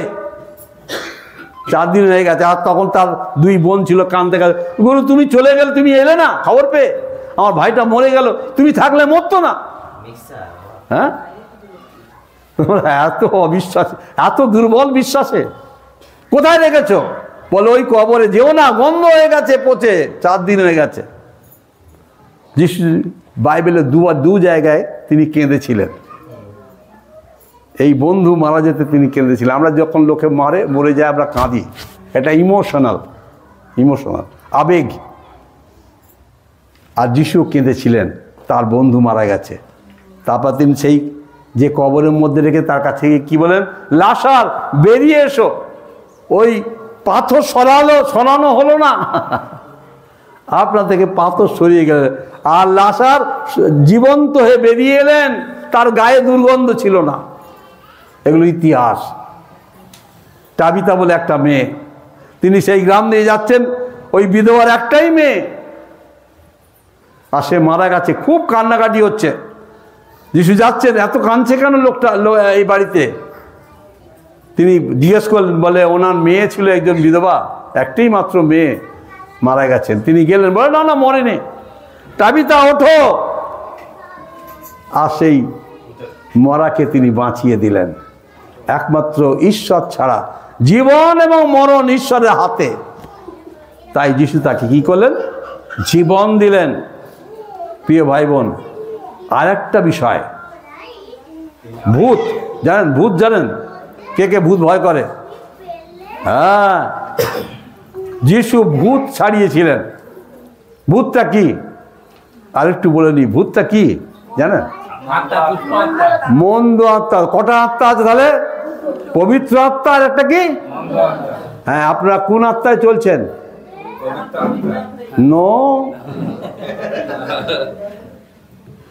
খবরদার। আমি বলেছি প্রথম যোহন তার 3 অধ্যায় 18 পদে লেখা আছে, হ্যাঁ, যে তোমরা কি আছে, দিয়াবল মানে কি? মন্দ আত্মা। যারা আমরা যিশুকে এখনো বিশ্বাস করিনি এবং পবিত্রভাবে জীবনযাপন করছি না, সেই মন্দ আত্মা আমি চালিত হচ্ছি।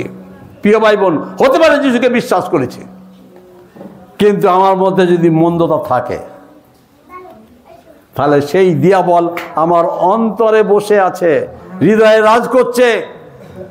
ওই জন্য রোমিও তার 7 অধ্যায় আপনারা যদি পড়েন, সেখানে লেখা আছে, আমি যা করতে চাই করতে পারছি না, আমি যা বলতে চাই বলতে পারছি না, যা চাই না তাই করছি, যা বলতে চাই না তাই বলছি।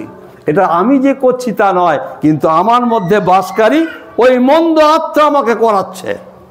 প্রিয় ভাই বোন, যদি যিশুকে বিশ্বাস না করে থাকেন, তাহলে জেনে রাখুন আপনিও সেই মন্দ আত্মায় জীবনযাপন করছেন। আপনার মধ্যে সেই ভূত আছে। আর ভূত যদি ছাড়াতে চান, আমি ভূত ছাড়াতে পারি। যিশু নামে আপনাকে ছাড়িয়ে দেবো ভূত।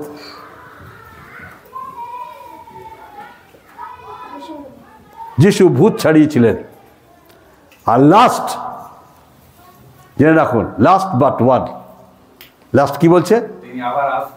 নো, তিনি নিজে বেঁচে উঠেছিলেন। তিনি মৃত্যুকে, শয়তান মরতে কে ভয় পায় না?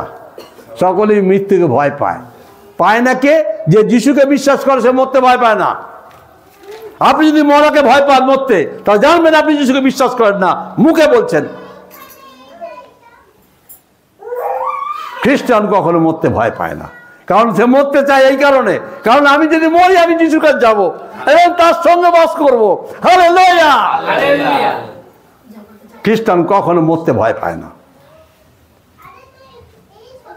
এবং তিনি বেঁচে উঠেছিলেন, তিনি নিজে মরে বেঁচে উঠেছিলেন। পৃথিবীর কে আছে এমন, কে আছে দ্বিতীয়, যে তার মধ্যে এই 5টা গুণ আছে? হ্যাঁ, নেই, একজনও নেই। উপনিষদ কি বলছে? অসতৌ মা সদ্গমায়, অসত্য থেকে সত্য আমায় নিয়ে যাও।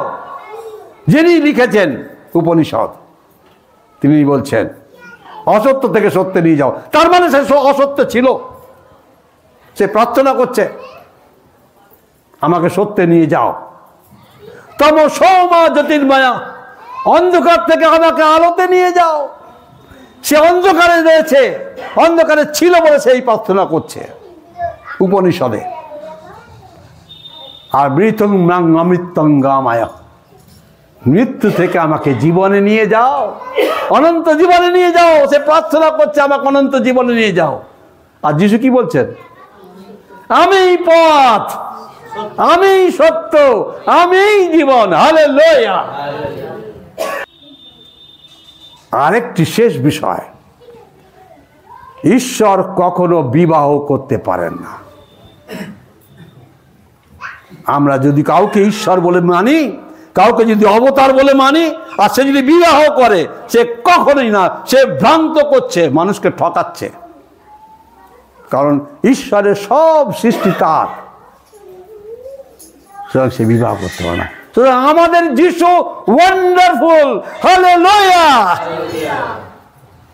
নিঃসন্দেহে নিঃসন্দেহে যিশু এক এবং অদ্বিতীয়। তিনি এসেছিলেন, তিনি আপনার পাপের জন্য, আমার পাপের জন্য মরেছিলেন, আবার বেঁচে উঠেছিলেন যেন আপনাকে আমাকে ঈশ্বরের সঙ্গে, ঈশ্বর পিতা, সৃষ্টিকর্তা পিতার সঙ্গে আমার সম্পর্ক করে দিতে পারেন। যে সম্পর্ক বিচ্ছেদ হয়ে গেছে সেই সম্পর্ক পুনরায় করতে, সম্মিলন করতে তিনি এসেছিলেন। এবং সম্মিলনের যে দায়িত্ব আমাদেরকে করেছেন, ইউ আর দ্য অ্যাম্বাসাডর, তুমি সেই রাজদূত। তুমি গিয়ে লোককে বলো যেন মানুষ আর বলিদান না দেয়, কারণ বলি অলরেডি পাপের, সকল মানুষের, পৃথিবীর সকল মানুষের পাপের জন্য অলরেডি ঈশ্বর নিজেকে বলি দিয়েছেন। আর বলিদান নেই, আর কোনো রক্তের দরকার হবে না। কিন্তু শুধু দরকার কি হবে? আপনার সেই রক্তে বিশ্বাসটা দরকার। এবং কি দরকার? আপনার পাপ থেকে ফেরার দরকার। পাপ স্বীকার করে পাপ আর না করা দরকার, যে আমি আর পাপ করব না। পৃথিবীতে কাউকে পাওয়া যায়নি পাপ করেনি, কেবলমাত্র যিশু। তাই যিশুকেই অনুসরণ করতে হয়, কারণ যিশুই নিষ্পাপ ছিলেন। একজন কেউ পাবেন না। আমার বাবাও নিষ্পাপ নয়, আমার বাবাও তিনি পাপী ছিলেন। সুতরাং বাবা মা আমার গুরু নন, যিশুই আমার গুরু। তিনিই একমাত্র নিষ্পাপ, নিষ্কলঙ্ক। আর ওই জন্য লেখা আছে, তুমি সমস্ত দেহ, মন, আত্মা, প্রাণ দিয়ে ঈশ্বর সদাপ্রভুকে ভালোবাসবে এবং প্রতিবাসীকে নিজেদের মধ্যে ভালোবাসবে। এই হচ্ছে মানুষের ধর্ম। আমি অনেকক্ষণ পরে বললাম ধর্ম। আপনার আমার ধর্ম কি? আপনার দেহ, মন, আত্মা, প্রাণ দিয়ে ঈশ্বরকে ভালোবাসুন, যিনি আপনাকে সৃষ্টি করেছেন, যিনি আপনার জন্য প্রাণ দিয়েছেন। আর প্রতিবাসীকে নিজের মতন করে ভালোবাসুন। আর কোনো ব্যাঙ হবেন না। যেন আমরা চোখ তুলে দেখি, পৃথিবীর দিকে তাকায়, কত মহাদেশ আছে, তার মধ্যে আমরা কোথায় আছি, আমাদের অবস্থান কি, আপনার আমার অবস্থান কি? প্রিয় ভাই বোন, আজকের একটা শেষ কথা আমি বলি। ঈশ্বর বলছেন, তোমার সামনে দুটি রাস্তা আছে, তুমি নির্বাচন করে নাও কোন রাস্তা। ওই আমাদের পরম্পরা রীতি অনুসারে চলবো, না আজকে যে পথের কথা, যিশুর কথা বলছি, সেই পথে হাঁটবো। এই পথে অনেক কষ্ট, অনেক দুঃখ, অনেক তাড়না, অনেক লাঞ্ছনা। ভাই বোন, অনেকেই আমাকে মেরেছে, আমি অনেক মার খেয়েছি, মৃতপ্রায় হয়েছিলাম। এই আপনাদের মতন লোকদের দিয়ে মার খেয়েছি। তথাপি ঈশ্বর আমার জীবন্ত, তাই না? যাকে মেরেও থামানো যায় না এবং বধ করেও থামা যায় না। আপনারা জানেন, যিনি প্রথম ভারতবর্ষে যে যিশুর শিষ্য এসেছিলেন, তার নাম থোমা। 55 খ্রিস্টাব্দে তিনি যীশু খ্রিস্টের মৃত্যুর 55 বছর পর তিনি আমাদের ভারতে এসেছিলেন নৌকায় করে, জাহাজে করে, নৌকা জাহাজ। এবং সেটা কোথায়? কেরালায়। আর যখন কেরালায় প্রচুর লোক খ্রিস্টকে বিশ্বাস করছে, এখনো যদি যান দেখতে পাবেন। এবং কেরালা থেকে তামিলনাড়ু, তামিলনাড়ু থেকে আন্ধ্রা, চারিদিকে খ্রিস্ট ধর্ম বেশি বেড়ে যাচ্ছে। তখন কিছু ইয়াং ব্রাহ্মণ ছেলে, তারা ওই থোমাকে একটা পাহাড়ে ত্রিশূল দিয়ে বধ করল। সে পাহাড় আমরা দেখে এসেছি, তামিলনাড়ুতে আছে। প্রিয় ভাই বোন, এরকমভাবে মরতেও ভয় নেই। কিন্তু সেইখান থেকে আজকে সারা ভারতে আজকে ছড়িয়ে গেছে। আজকে দিনে সব থেকে বেশি মানুষ আজকে যিশুকে বিশ্বাস করছে। ইতিহাস বলছে, স্ট্যাটিস্টিক্স বলছে যে এত বছরে এত লোক একদিনে খ্রিস্টকে বিশ্বাস করেনি। এখন বহু লোক সারা ভারতবর্ষে প্রচুর লোক, একটা ঢেউ বয়ে যাচ্ছে, তারা যিশুকে বিশ্বাস করছে। তাদের ওই ভ্রান্ত শিক্ষা, ওই কুসংস্কার থেকে বেরিয়েছে, যিশুর পথে হাঁটছে, ত্যাগ স্বীকার করছে এবং মরছে। আপনারা যদি দেখেন, বহু আমার রাজ্যে খ্রিস্টানদের উপর অত্যাচার চলছে, মরছে, লোকে মেরে ফেলছে। এই খ্রিস্টানরা আমাদের দেশকে জ্বলিয়ে দিচ্ছে, মেরে ফেলছে তাদের। তাই আপনারা চিন্তা করুন কোন পথ নেবেন, ভ্রান্ত শিক্ষা বা ওই কুসংস্কার বা ওই পরম্পরা রীতি, না ওই সত্য পথ যে পথে আছে অনন্ত জীবন। যোহন 3:16 বলছে, হ্যাঁ, কারণ ঈশ্বর জগৎকে এমন প্রেম করলেন যে আপনার একজাত পুত্রকে দান করলেন, যেন যে কেউ তাতে বিশ্বাস করে সে বিনষ্ট না হয় কিন্তু অনন্ত জীবন পায়। আজকে আপনার সামনে ওই রয়েছে, কোনটা? অনন্ত জীবন না এই জগতের জীবন? আমি জানি অনেকে যিশুকে বিশ্বাস করে, কিন্তু অনন্ত জীবনের জন্য বিশ্বাস করে না। ভাই, আমার হাঁটুতে ব্যথা, যিশুর কাছে প্রার্থনা করে দাও, হাঁটুর ব্যথা ভালো হয়ে যাবে। তুমি মরবে না? হাঁটুর ব্যথা ভালো হলে কি মরবে না? কোথায় যাবে? যিশুর কাছে বলতে হবে, আমি তোমার কাছে যাব, ওই জন্য আমি তোমাকে বিশ্বাস করলাম, হাঁটুর ব্যথার জন্য করিনি। মরার জন্য যিশুকে বিশ্বাস করতে হবে। বাইবেল বলছে, তোমার সামনে আমি আশীর্বাদ এবং অভিশাপ রাখলাম, তুমি মনোনীত করো কোনটা নেবে। তুমি নির্ণয় করো, অভিশাপকে নেবে না তুমি ওই আশীর্বাদকে নেবে। তিনি বলছেন, আমি তোমার সামনে জীবন এবং মরণ রাখলাম, অর্থাৎ স্বর্গ এবং নরক রাখলাম, তুমি কোনটা নেবে নিজে বুঝে নাও। আমি পরিষ্কার বলবো, কেউ যিশুকে বিশ্বাস করতে যাবেন না, কারণ ওখানে মরণ আছে। আমি বাধা দেবো, আমি বারণ করবো না, খ্রিস্টকে গ্রহণ করতে যাবেন না, খ্রিস্টকে অনুসরণ করতে যাবেন না। যদি বলেন যে আমি অনন্ত জীবন পেতে চাই, তাহলেই আসুন, এই মৃত্যুর পরেই অনন্ত জীবনে যাওয়া যাবে। এই জীবন নিয়ে যাওয়া যাবে না, এই শরীর নিয়ে যাওয়া যাবে না, এই মাংস নিয়ে অনন্তকালে যাওয়া যাবে না। যদি অনন্তকাল যেতে হয় তাহলে নিজেকে মারতে হবে। হ্যাঁ, লেখা আছে, যখন তাই রোমিও তার 6 অধ্যায় বলা আছে 14 পদে, যে খ্রিস্টকে গ্রহণ করা মানে মৃত্যু। ঈশ্বর আশীর্বাদ করুন আজকের এই সিদ্ধান্তের দিন। আমি বলবো না কাউকে সিদ্ধান্ত নিতে, আমি প্রার্থনায় যাব। প্রত্যেকে মাথা নিচু করুন, প্রত্যেকে মাথা নিচু করুন। এবং যদি কেউ চান আমি যিশুকে বিশ্বাস করেই মরবো, তাহলে হাত তুলবেন, না হলে তুলবেন না।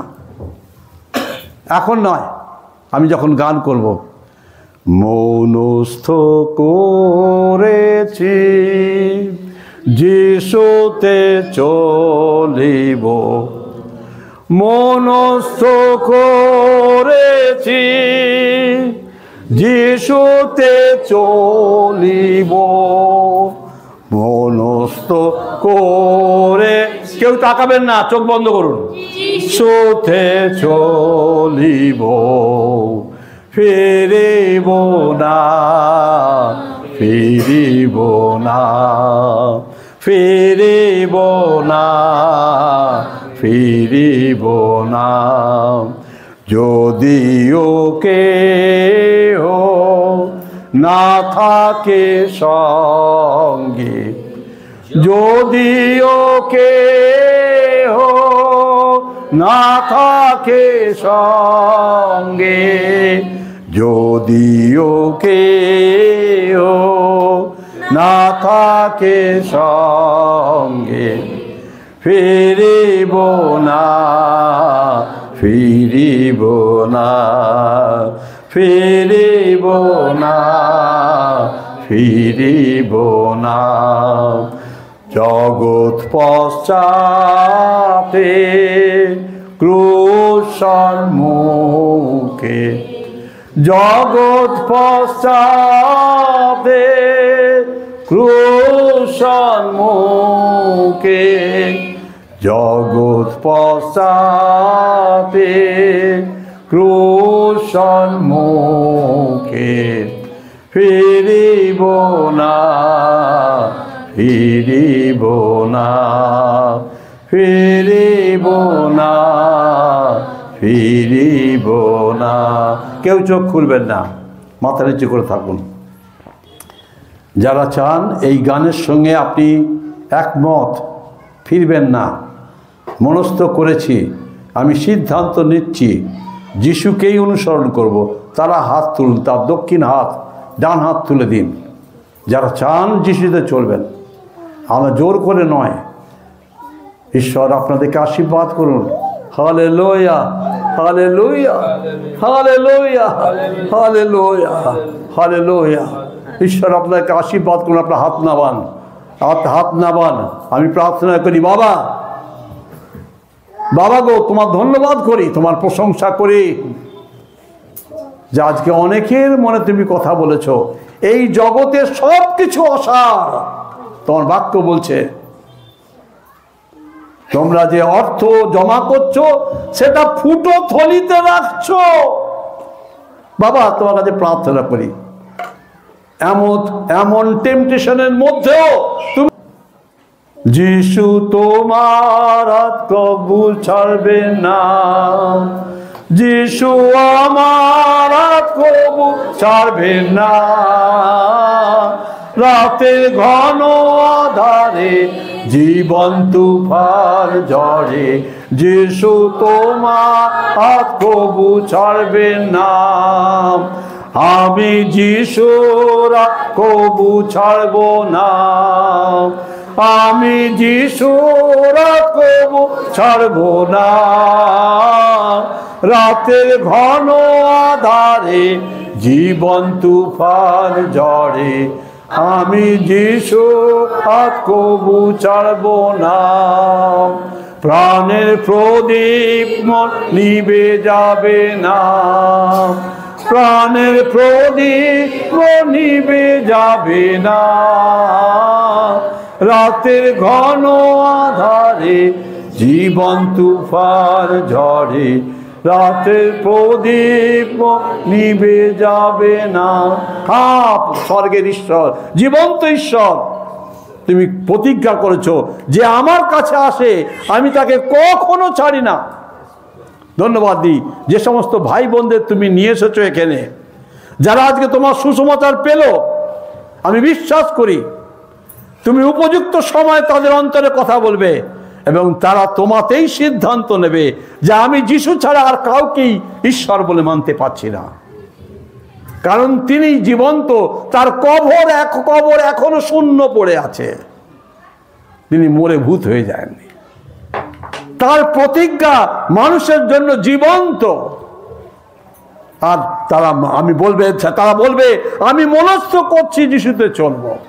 তুমি আশীর্বাদ করো, তাদের অন্তরে কথা বলো। প্রভু, তুমি দয়া করো তাদের প্রতি, কৃপা করো, মন্দ থেকে ফিরাও, যেন পাপ পথ থেকে তারা ফেরে এবং ওই সত্য পথে, পবিত্র পথে চলতে তুমি তাদেরকে হাত ধরে চালাও। দয়া করো, যেন একজনও বিনষ্ট না হয়। তোমার প্রার্থনা ছিল পিতা, যেন একজনও বিনষ্ট না হয়। আর আমিও প্রার্থনা করি যতজন এসেছে বাবা, যতজন আবাল বৃদ্ধ বনিতা, তারা বুঝতে পারুক চাই না পারুক, এরা যেন জীবন পায়, যে জীবন তুমি দিতে এসেছিলে। তুমি দয়া করো। অনেকের অনেক কষ্ট আছে, মনে ব্যথা আছে, দুঃখ আছে, অনেকের রোগ ব্যাধি আছে, অনেকের অর্থনৈতিক সমস্যা আছে, অনেকের পারিবারিক অশান্তি এবং অভাব আছে। স্বর্গের ঈশ্বর, আশ্চর্য কার্য সাধনকারী ঈশ্বর, সর্বশক্তিমান ঈশ্বর, আমাদের ত্রাণকর্তা যিশু নাথ, তুমি তাদেরকে আশীর্বাদ করো। তাদের সকল ব্যথা তুমি মুছে দাও, তাদের চোখের জল মুছে দাও, যেন তারা তোমার আশীর্বাদ লাভ করতে পারে, তোমার দয়া লাভ করতে পারে, তুমি যে জীবন্ত যেন তা জানতে পারে, তাদের বাস্তব জীবনে তোমার অভিজ্ঞতা তুমি তাদেরকে দাও। দয়াল যিশু, তুমি দয়া করো, দয়া করো, এই সকল ভাই বোনদের জীবনে দয়া করো, এই গ্রামবাসীর জীবনে তুমি দয়া করো, গ্রামবাসীদের সকল দুঃখ কষ্ট দূর করে দাও, তাদেরকে তুমি তোমার আনন্দের জীবন দাও, সুখের জীবন দাও, শান্তির জীবন দাও, প্রেমের জীবন দাও। ভাই প্রভু, বিশ্বাস করি তুমি মঙ্গলময় ঈশ্বর, তুমি আমাদের বিনতি প্রার্থনা শুনেছ এবং আমাদেরকে আশীর্বাদ করেছ। প্রার্থনা যিশু নামে চাই, আমেন, আমেন।